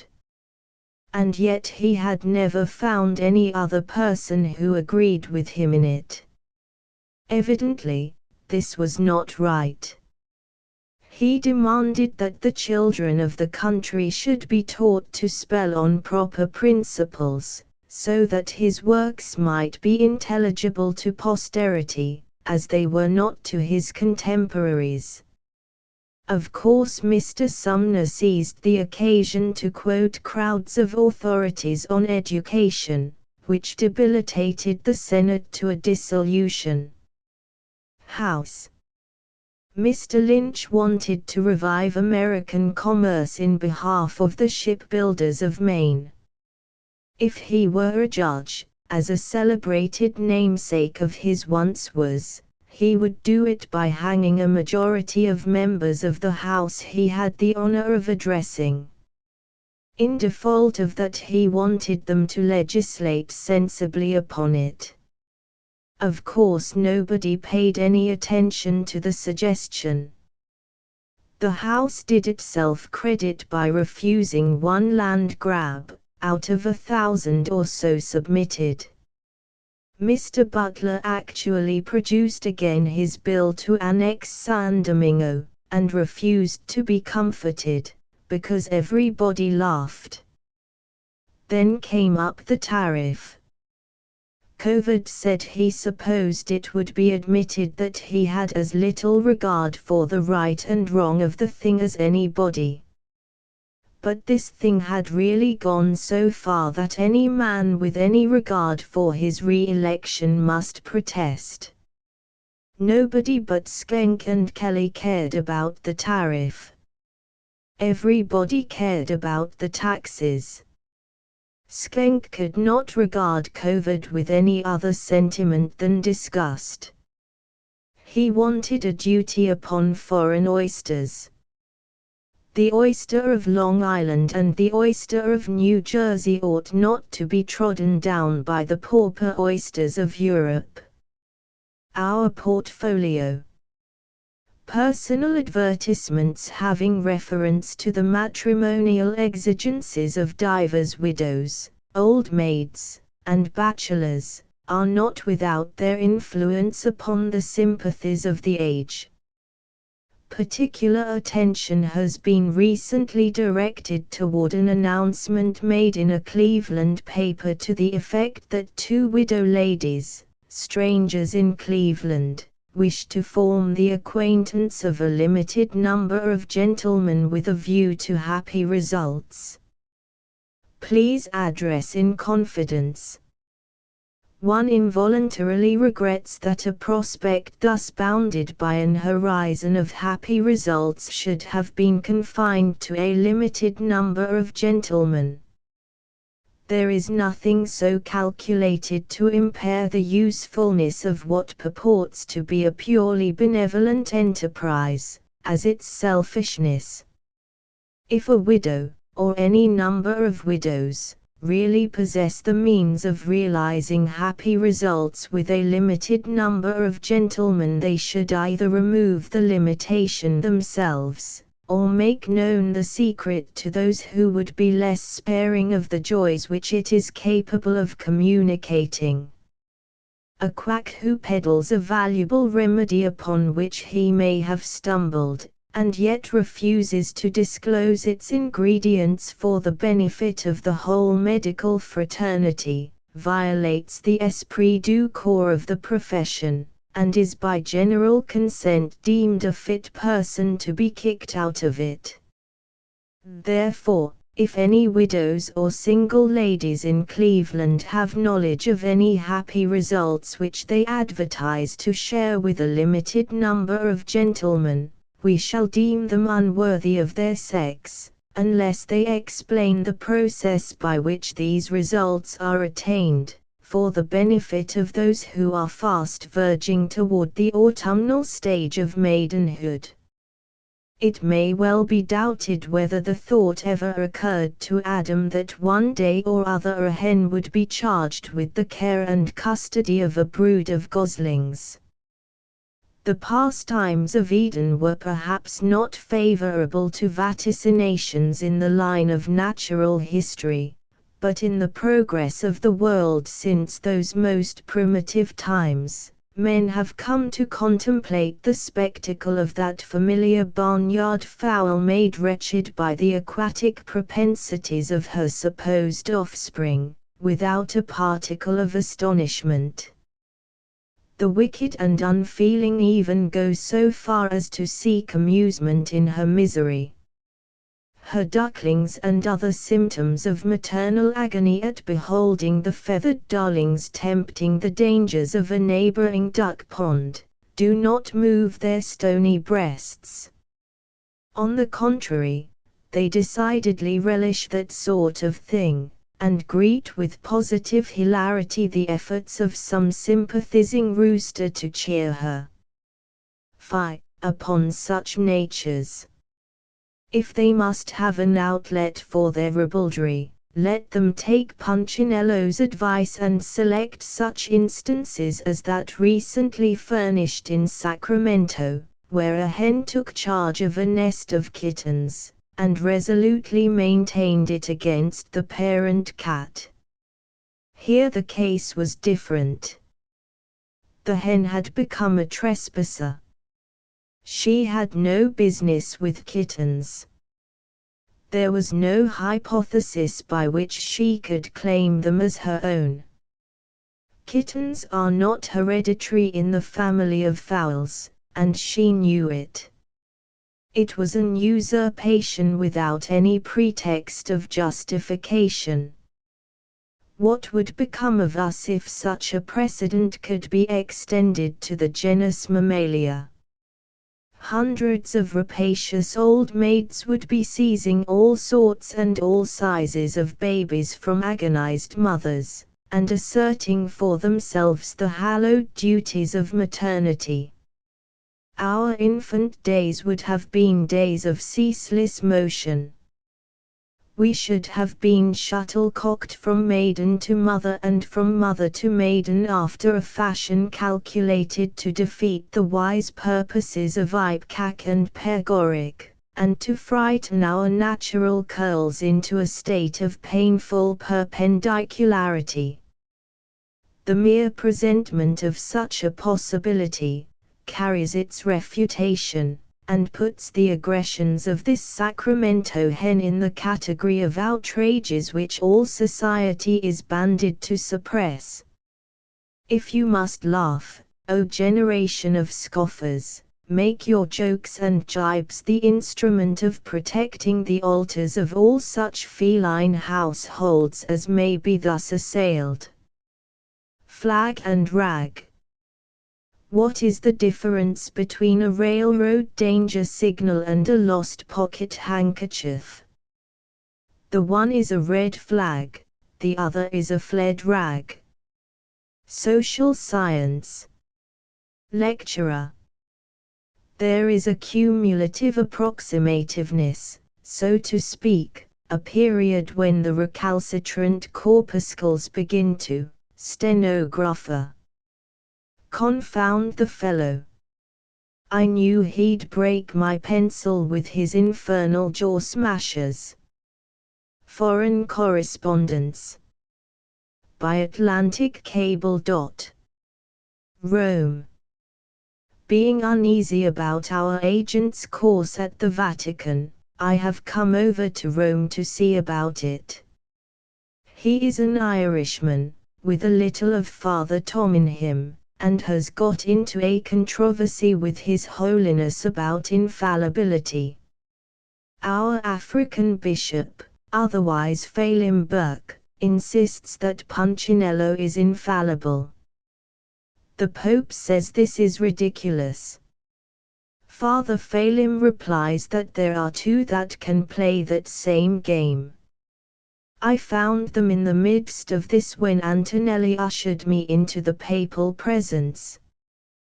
Pius was up on his feet, talking Latin like a crack student of the propaganda. Phelim had his sleeves rolled up.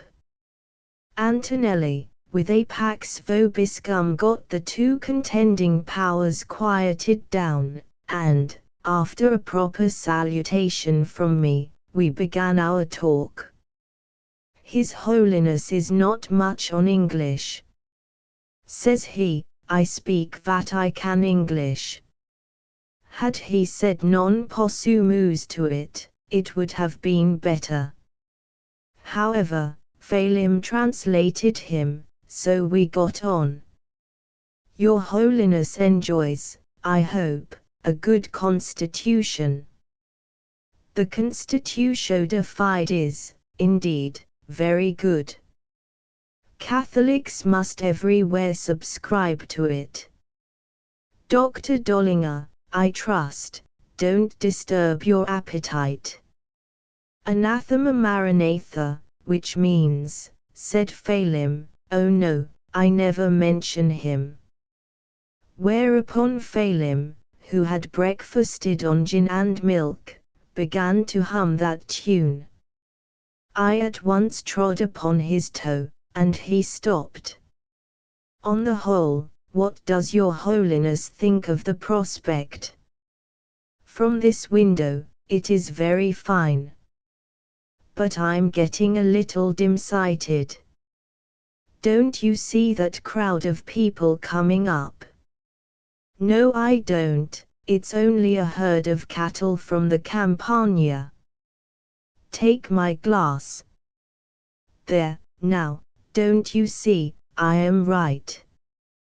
Yes, and the old man crossed himself, it is so, I was mistaken.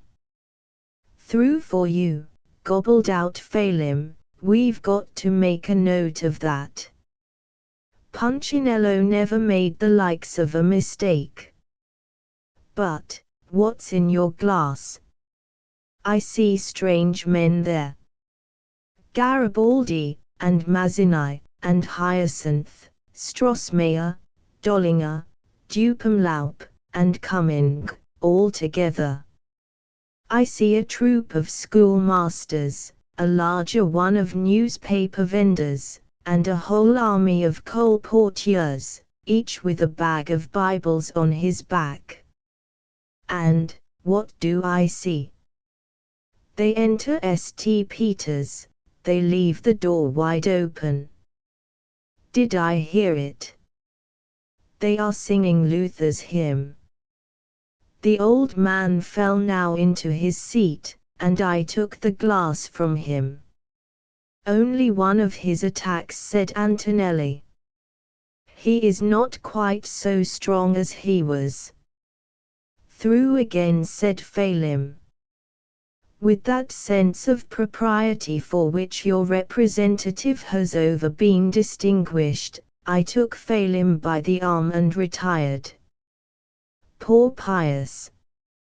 He means well, and if we only had him for a while out west, where I came from, we might make something sensible out of him yet.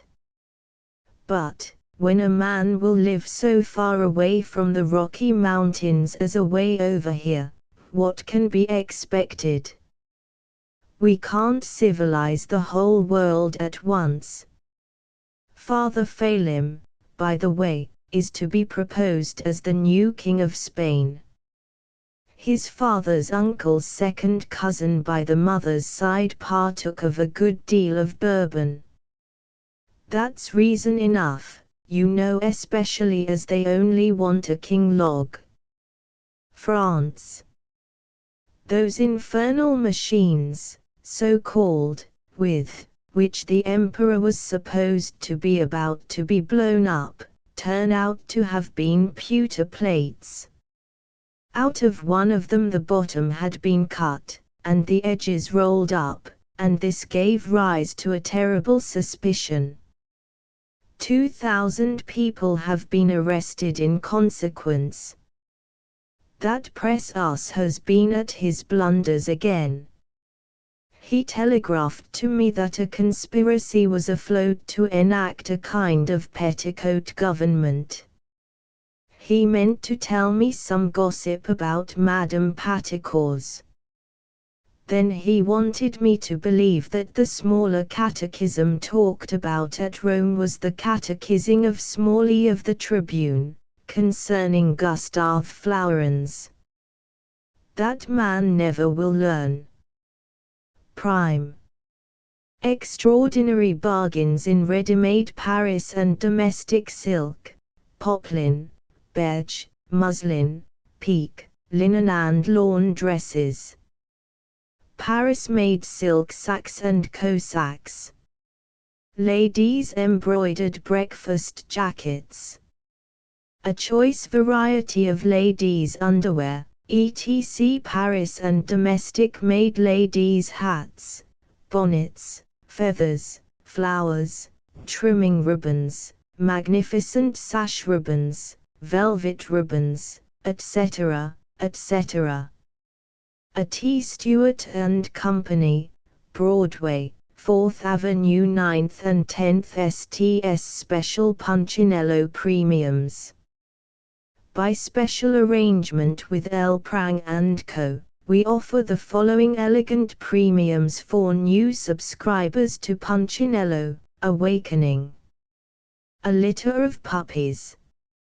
Half chromo, size, 8-3/8 by 11-1/8, price $2, and a copy of Punchinello for 1 year, for $4.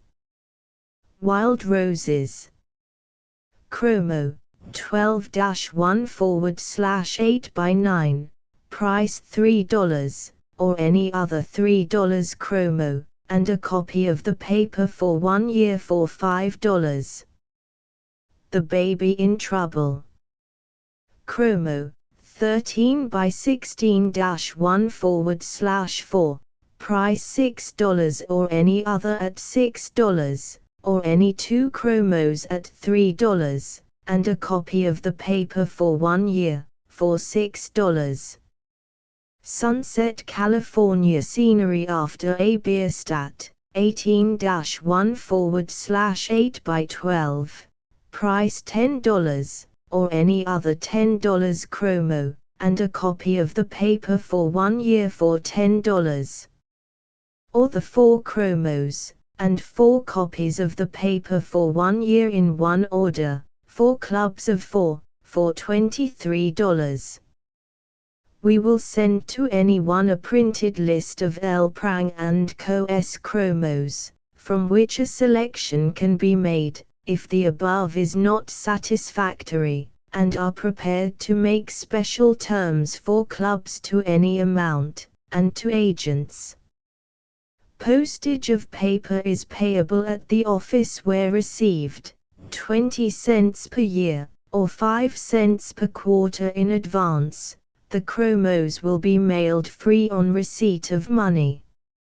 Remittances should be made in PO orders, drafts, or bank checks on New York, or registered letters. The paper will be sent from the first number, April 2d, 1870, when not otherwise ordered. Now is the time to subscribe, as these premiums will be offered for a limited time only.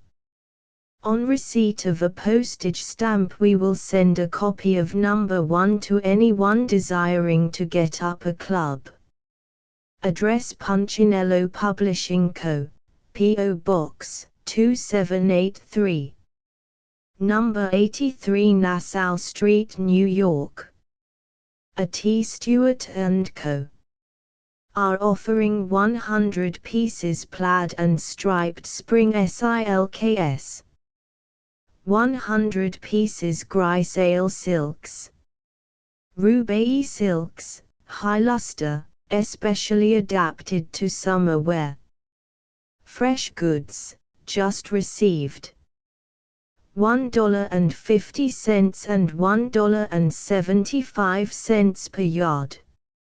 A large lot of job silks of an extra quality and luster, from $1 per yard upward, less than half their cost.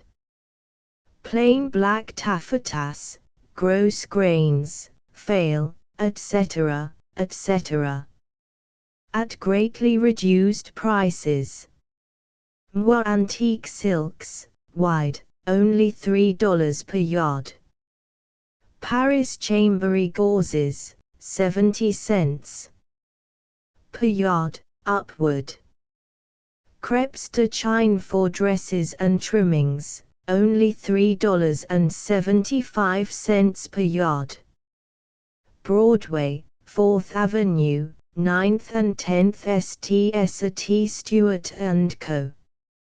are receiving by steamers, etc., newest and latest designs in moquettes, Axminsters, Royal Wiltons, Body Brussels, Crossleys velvets, Tapestry Brussels, etc., etc.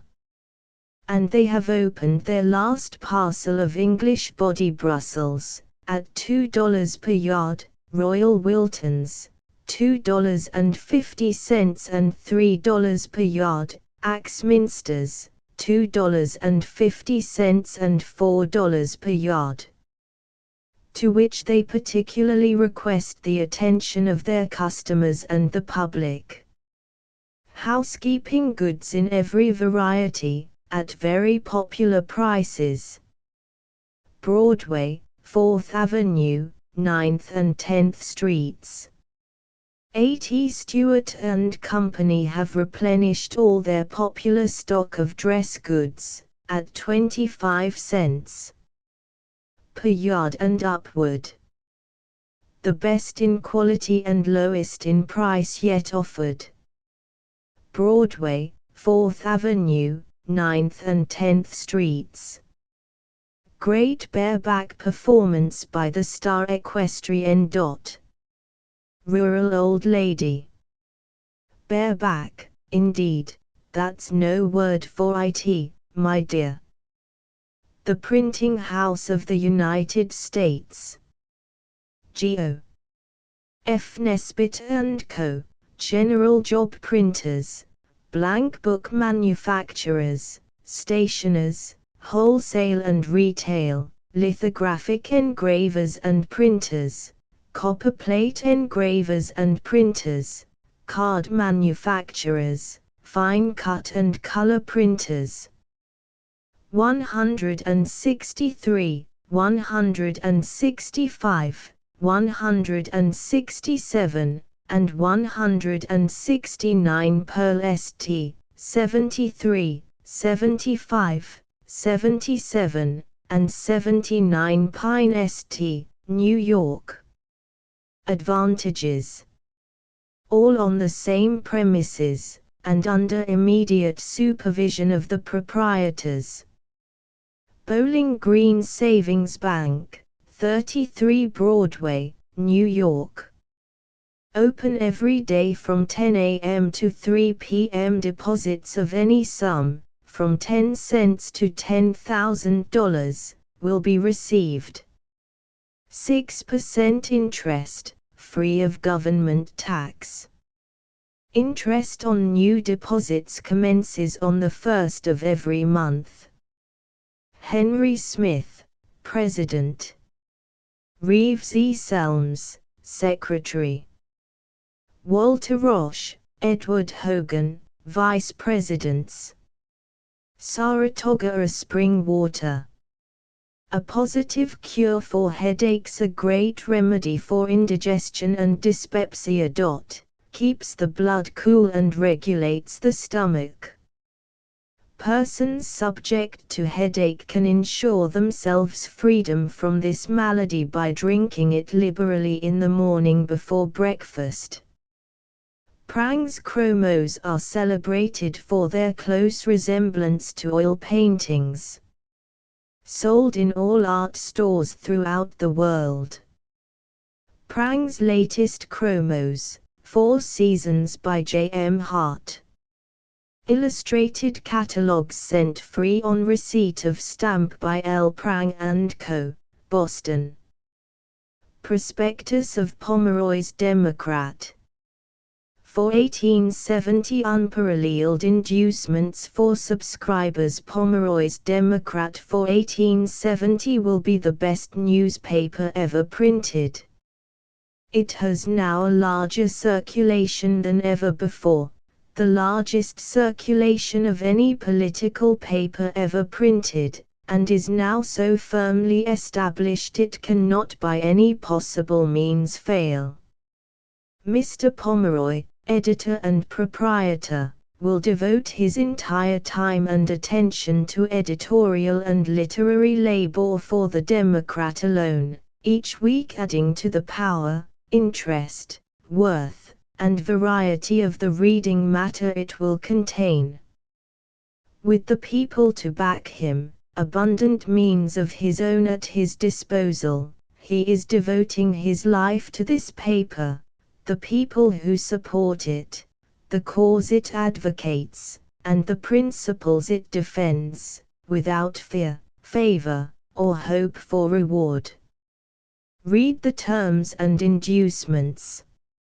In addition to its political worth, the Democrat will each week contain Pomeroy's Saturday night chapters, letters of correspondence, editorials on different topics, Pomeroy's social chat with friends, Terence McGrant's letters, full market produce, and money reports, a splendid Masonic department, happenings here and there, brief items of satire, news, sarcasm, and burlesque, descriptive letters of travels, occasional Pomeroy pictures of New York life, a first-class agricultural department. In short, everything to make it the best and most readable paper in the United States. Politically it will be democratic, red-hot and reliable, earnest and continuous in its war against the bonded interest of the country, and determined in its labors for that earnest democracy, which believes in the restoration and not the reconstruction of the government. Thankful to those who, in every state of the Union, and almost every county of the United States, have so generously sustained the Democrat before its removal to New York, and since, we offer the following premiums, as an evidence of gratitude to those who forward from time to time subscribers, Single copies, per year, $2.50 10 copies. 1 year to one post office, we writing the names of subscribers on each paper, and 1 copy for the year to the one who sends us the club, $20 20 copies. 1 year to one post office, we writing the names of subscribers on each paper, with an extra copy for the year, and a copy of each of Pomeroy's 2 books, Sense and Nonsense to the Getter Up of the Club, $40 30 copies.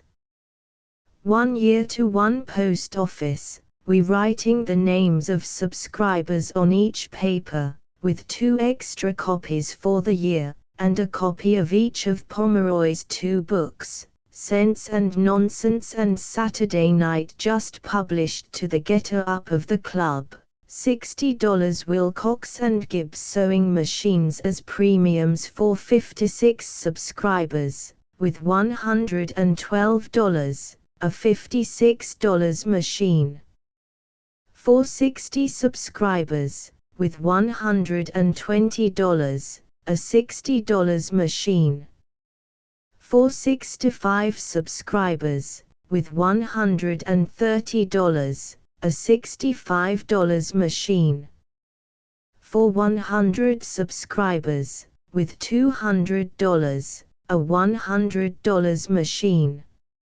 Important notice: if you cannot conveniently raise subscribers enough to entitle you to a machine, as a premium, send what you can, with $2 for each subscriber so sent, and the balance in cash for such priced machine as you so desire, when the paper and the machine will be sent as directed. For example, where 30 subscribers and $60 are sent, it will require $26 in cash in addition to the subscription money to purchase a $56 machine, or, for 40 subscribers and $80, $16 additional will be required to purchase the same priced machine, and so on in proportion. We offer these unrivaled machines, believing them to be the simplest, most durable, useful, and desirable sewing machines in the world, with a view to giving workingmen, or deserving women, a chance to obtain a machine for much less money than in any other possible way. There is hardly a township in the United States, but a person can, in a day or two, earn for himself a family machine, actually worth the price asked for it, the same as sold at, when purchased of Wilcox and Gibbs, the manufacturers. In many cases a few gentlemen might, by sending their names to us as subscribers, receive for themselves the Democrat each week, and a machine for some poor widow or other deserving woman, thus giving her the power to care for herself and family, and live independent. Each machine we send out will be perfect, and of the very best. Address all letters on business connected with the office to C.P. Sykes, Publisher, P.O. Box 5217, New York City. Letters on political matters should be addressed to M. Pomeroy, and if the writer wishes them to be seen only by the person to whom they are addressed, they should be marked private. When, if Mr. Pomeroy is not in the city, they will be forwarded to him immediately by mail, express, or special messenger. In ordering papers, be careful to write the names of subscribers with the post office, county, and state very plain, that there may be no mistakes in entering names or forwarding papers.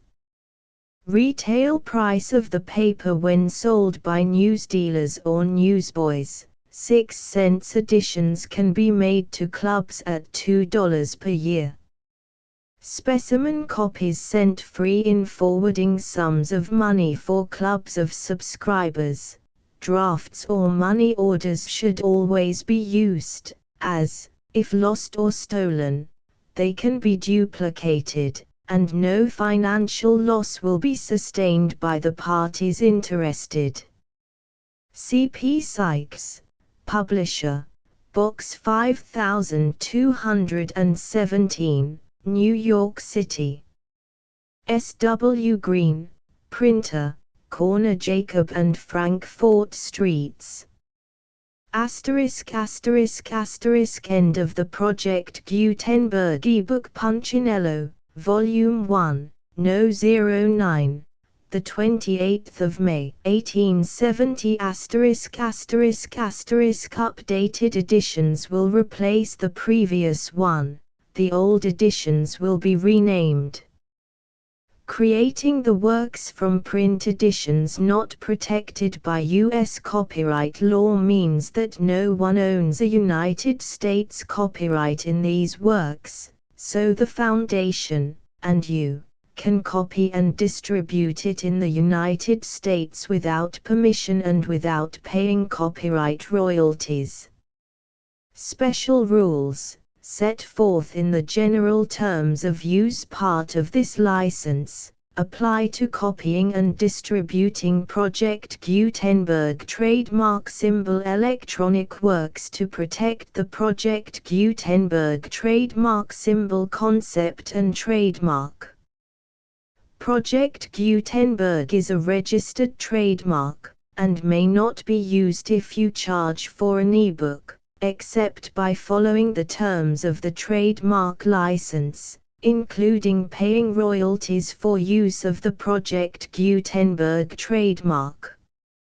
If you do not charge anything for copies of this ebook, complying with the trademark license is very easy. You may use this ebook for nearly any purpose such as creation of derivative works, reports, performances and research. Project Gutenberg ebooks may be modified and printed and given away. You may do practically anything in the United States with ebooks not protected by U.S. copyright law. Redistribution is subject to the trademark license, especially commercial redistribution. Start. Full license. The full Project Gutenberg license. Please read this before you distribute or use this work to protect the Project Gutenberg trademark symbol mission of promoting the free distribution of electronic works, by using or distributing this work, or any other work associated in any way with the phrase Project Gutenberg. You agree to comply with all the terms of the full Project Gutenberg trademark symbol license available with this file or online at www.gutenberg.org/license. Section 1. General Terms of Use and Redistributing Project Gutenberg Trademark Symbol Electronic Works 1.0. By reading or using any part of this Project Gutenberg trademark symbol electronic work, you indicate that you have read, understand, agree to and accept all the terms of this license and intellectual property, trademark/copyright, agreement. If you do not agree to abide by all the terms of this agreement, you must cease using and return or destroy all copies of Project Gutenberg trademark symbol electronic works in your possession. If you paid a fee for obtaining a copy of or access to a Project Gutenberg trademark symbol electronic work and you do not agree to be bound by the terms of this agreement, you may obtain a refund from the person or entity to whom you paid the fee as set forth in paragraph 1.e.8. 1.b Project Gutenberg is a registered trademark. It may only be used on or associated in any way with an electronic work by people who agree to be bound by the terms of this agreement. There are a few things that you can do with most Project Gutenberg trademark symbol electronic works even without complying with the full terms of this agreement. See paragraph 1.c below. There are a lot of things you can do with Project Gutenberg trademark symbol electronic works if you follow the terms of this agreement and help preserve free future access to Project Gutenberg trademark symbol electronic works. See paragraph 1.e below. 1.c. The Project Gutenberg Literary Archive Foundation, the Foundation or PGLAF, owns a compilation copyright in the collection of Project Gutenberg trademark symbol electronic works. Nearly all the individual works in the collection are in the public domain in the United States. If an individual work is unprotected by copyright law in the United States and you are located in the United States, we do not claim a right to prevent you from copying, distributing, performing, displaying or creating derivative works based on the work as long as all references to Project Gutenberg are removed.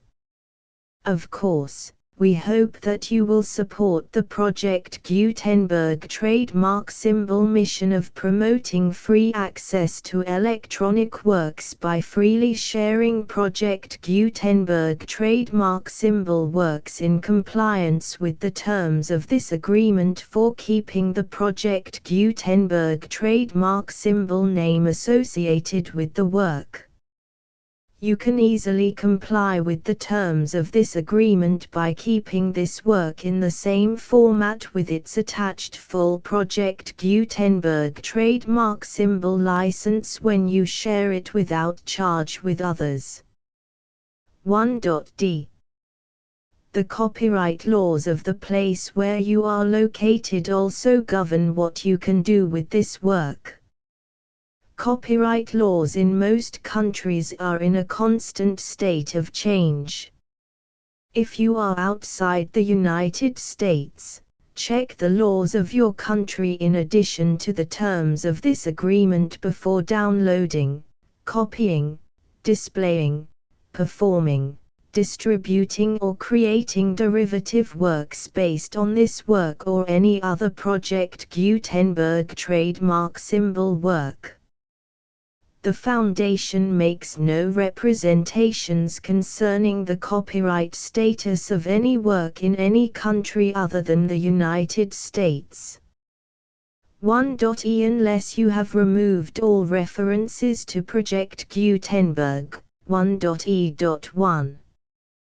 The following sentence, with active links to, or other immediate access to, the full Project Gutenberg trademark symbol license must appear prominently whenever any copy of a Project Gutenberg trademark symbol work, any work on which the phrase Project Gutenberg appears, or with which the phrase Project Gutenberg is associated, is accessed, displayed, performed, viewed, copied or distributed.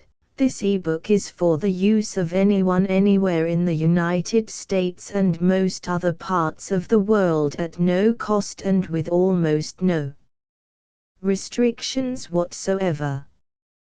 You may copy it, give it away or reuse it under the terms of the Project Gutenberg license included with this ebook or online at www.gutenberg.org. If you are not located in the United States, you will have to check the laws of the country where you are located before using this ebook. 1.e.2. If an individual Project Gutenberg trademark symbol electronic work is derived from texts not protected by U.S. copyright law, does not contain a notice indicating that it is posted with permission of the copyright holder, the work can be copied and distributed to anyone in the United States without paying any fees or charges. If you are redistributing or providing access to a work with the phrase Project Gutenberg associated with or appearing on the work, you must comply either with the requirements of paragraphs 1.e.1 through 1.e.7 or obtain permission for the use of the work and the Project Gutenberg trademark symbol trademark as set forth in paragraphs 1.e.8 or 1.e.9. 1.e.3. If an individual Project Gutenberg trademark symbol electronic work is posted with the permission of the copyright holder, your use and distribution must comply with both paragraphs 1.e.1 through 1.e.7 and any additional terms imposed by the copyright holder. Additional terms will be linked to the Project Gutenberg trademark symbol license for all works posted with the permission of the copyright holder found at the beginning of this work. 1.e.4. Do not unlink or detach or remove the full Project Gutenberg trademark symbol license terms from this work, or any files containing a part of this work or any other work associated with Project Gutenberg trademark symbol. 1.e.5. Do not copy, display, perform, distribute or redistribute this electronic work, or any part of this electronic work, without prominently displaying the sentence set forth in paragraph 1.e.1 with active links or immediate access to the full terms of the Project Gutenberg trademark symbol license. 1.e.6. You may convert to and distribute this work in any binary, compressed, marked up, non-proprietary or proprietary form, including any word processing or hypertext form.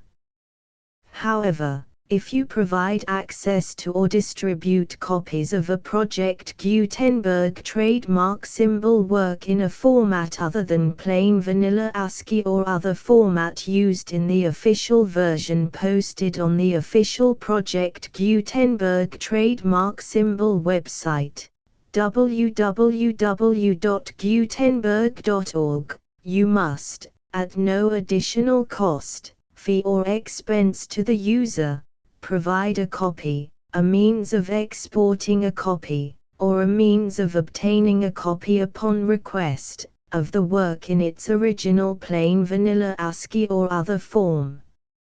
Any alternate format must include the full Project Gutenberg trademark symbol license as specified in paragraph 1.e.1. 1.e.7. Do not charge a fee for access to, viewing, displaying, performing, copying or distributing any Project Gutenberg trademark symbol works unless you comply with paragraph 1.e.8 or 1.e.9. 1.e.8. You may charge a reasonable fee for copies of or providing access to or distributing Project Gutenberg trademark symbol electronic works provided that you pay a royalty fee of 20% of the gross profits you derive from the use of Project Gutenberg trademark symbol works calculated using the method you already use to calculate your applicable taxes. The fee is owed to the owner of the Project Gutenberg trademark symbol trademark, but he has agreed to donate royalties under this paragraph to the Project Gutenberg Literary Archive Foundation. Royalty payments must be paid within 60 days following each date on which you prepare, or are legally required to prepare, your periodic tax returns. Royalty payments should be clearly marked as such and sent to the Project Gutenberg Literary Archive Foundation at the address specified in Section 4. Information about donations to the Project Gutenberg Literary Archive Foundation. You provide a full refund of any money paid by a user who notifies you in writing, or by email, within 30 days of receipt that he does not agree to the terms of the full Project Gutenberg trademark symbol license. You must require such a user to return or destroy all copies of the works possessed in a physical medium and discontinue all use of and all access to other copies of Project Gutenberg trademark symbol works. You provide, in accordance with paragraph 1.f.3, a full refund of any money paid for a work or a replacement copy, if a defect in the electronic work is discovered and reported to you within 90 days of receipt of the work. You comply with all other terms of this agreement for free distribution of Project Gutenberg trademark symbol works. 1.e.9. If you wish to charge a fee or distribute a Project Gutenberg trademark symbol electronic work or group of works on different terms than are set forth in this agreement, you must obtain permission in writing from the Project Gutenberg Literary Archive Foundation, the manager of the Project Gutenberg trademark symbol trademark. Contact the Foundation as set forth in Section 3 below. 1.f1.f.1. Project Gutenberg volunteers and employees expend considerable effort to identify, do copyright research on, transcribe and proofread works not protected by U.S. copyright law in creating the Project Gutenberg trademark symbol collection. Despite these efforts, Project Gutenberg trademark symbol electronic works, and the medium on which they may be stored, may contain defects such as, but not limited to, incomplete, inaccurate or corrupt data, transcription errors, a copyright or other intellectual property infringement, a defective or damaged disk or other medium, a computer virus, or computer codes that damage or cannot be read by your equipment. 1.f.2. Limited warranty, disclaimer of damages, except for the right of replacement or refund described in paragraph 1.f.3, the Project Gutenberg Literary Archive Foundation, the owner of the Project Gutenberg trademark symbol trademark, and any other party distributing a Project Gutenberg trademark symbol electronic work under this agreement, disclaim all liability to you for damages, costs and expenses, including legal fees. You agree that you have no remedies for negligence, strict liability, breach of warranty or breach of contract except those provided in paragraph 1.f.3. You agree that the Foundation, the trademark owner, and any distributor under this agreement will not be liable to you for actual, direct, indirect, consequential, punitive or incidental damages even if you give notice of the possibility of such damage. 1.f.3. Limited right of replacement or refund, If you discover a defect in this electronic work within 90 days of receiving it, you can receive a refund of the money, if any, you paid for it by sending a written explanation to the person you received the work from. If you received the work on a physical medium, you must return the medium with your written explanation. The person or entity that provided you with the defective work may elect to provide a replacement copy in lieu of a refund. If you received the work electronically, the person or entity providing it to you may choose to give you a second opportunity to receive the work electronically in lieu of a refund. If the second copy is also defective, you may demand a refund in writing without further opportunities to fix the problem. 1.f.4 Except for the limited right of replacement or refund set forth in paragraph 1.f.3, this work is provided to you as is, with no other warranties of any kind, express or implied, including but not limited to warranties of merchantability or fitness for any purpose.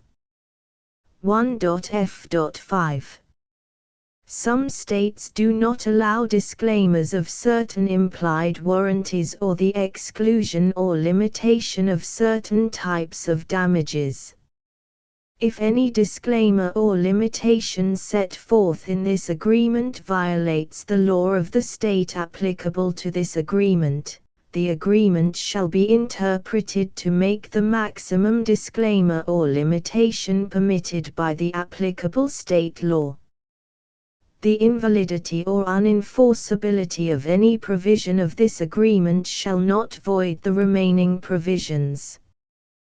1.f.6 Indemnity. You agree to indemnify and hold the foundation, the trademark owner, any agent or employee of the foundation, anyone providing copies of Project Gutenberg trademark symbol electronic works in accordance with this agreement, and any volunteers associated with the production, promotion and distribution of Project Gutenberg trademark symbol electronic works, harmless from all liability, costs and expenses, including legal fees, that arise directly or indirectly from any of the following which you do or cause to occur.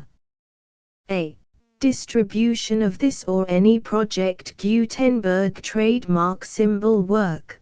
B. Alteration, modification, or additions or deletions to any Project Gutenberg trademark symbol work, and c. Any defect you cause. Section 2. Information about the mission of Project Gutenberg trademark symbol. Project Gutenberg trademark symbol is synonymous with the free distribution of electronic works in formats readable by the widest variety of computers, including obsolete, old, middle-aged and new computers. It exists because of the efforts of hundreds of volunteers and donations from people in all walks of life. Volunteers and financial support to provide volunteers with the assistance they need are critical to reaching Project Gutenberg trademark symbol's goals and ensuring that the Project Gutenberg trademark symbol collection will remain freely available for generations to come. In 2001, the Project Gutenberg Literary Archive Foundation was created to provide a secure and permanent future for Project Gutenberg trademark symbol and future generations. To learn more about the Project Gutenberg Literary Archive Foundation and how your efforts and donations can help, see sections 3 and 4 and the Foundation information page at www.gutenberg.org. Section 3. Information about the Project Gutenberg Literary Archive Foundation. The Project Gutenberg Literary Archive Foundation is a non-profit 501(c)(3) educational corporation organized under the laws of the state of Mississippi and granted tax-exempt status by the Internal Revenue Service. The Foundation's IN or Federal Tax Identification Number is 64-6221541. Contributions to the Project Gutenberg Literary Archive Foundation are tax-deductible to the full extent permitted by U.S. federal laws and your state's laws. The Foundation's business office is located at 809 North 1500 West, Salt Lake City, UT 84116, 801-596-1887. Email contact links and up-to-date contact information can be found at the Foundation's website and official page at www.gutenberg.org/contact section 4. Information about donations to the Project Gutenberg Literary Archive Foundation. Project Gutenberg trademark symbol depends upon and cannot survive without widespread public support and donations to carry out its mission of increasing the number of public domain and licensed works that can be freely distributed in machine-readable form accessible by the widest array of equipment including outdated equipment. Many small donations, $1 to $5,000, are particularly important to maintaining tax-exempt status with the IRS. The Foundation is committed to complying with the laws regulating charities and charitable donations in all 50 states of the United States. Compliance requirements are not uniform and it takes a considerable effort, much paperwork and many fees to meet and keep up with these requirements. We do not solicit donations in locations where we have not received written confirmation of compliance. To send donations or determine the status of compliance for any particular state, visit www.gutenberg.org/donate. While we cannot and do not solicit contributions from states where we have not met the solicitation requirements, we know of no prohibition against accepting unsolicited donations from donors in such states who approach us with offers to donate. International donations are gratefully accepted, but we cannot make any statements concerning tax treatment of donations received from outside the United States. U.S. laws alone swamp our small staff. Please check the Project Gutenberg web pages for current donation methods and addresses. Donations are accepted in a number of other ways including checks, online payments and credit card donations. To donate, please visit www.gutenberg.org/donate. Section 5. General information about Project Gutenberg trademark symbol electronic works. Professor Michael S. Hart was the originator of the Project Gutenberg trademark symbol concept of a library of electronic works that could be freely shared with anyone. For 40 years, he produced and distributed Project Gutenberg trademark symbol ebooks with only a loose network of volunteer support. Project Gutenberg trademark symbol ebooks are often created from several printed editions, all of which are confirmed as not protected by copyright in the US unless a copyright notice is included. Thus, we do not necessarily keep ebooks in compliance with any particular paper edition. Most people start at our website, which has the main PG search facility, www.gutenberg.org. This website includes information about Project Gutenberg trademark symbol, including how to make donations to the Project Gutenberg Literary Archive Foundation, how to help produce our new ebooks, and how to subscribe to our email newsletter to hear about new ebooks. Punchinello Volume 1. Number 9. Published by the Punchinello Publishing Company, 83 Nassau Street, New York. The full Project Gutenberg license,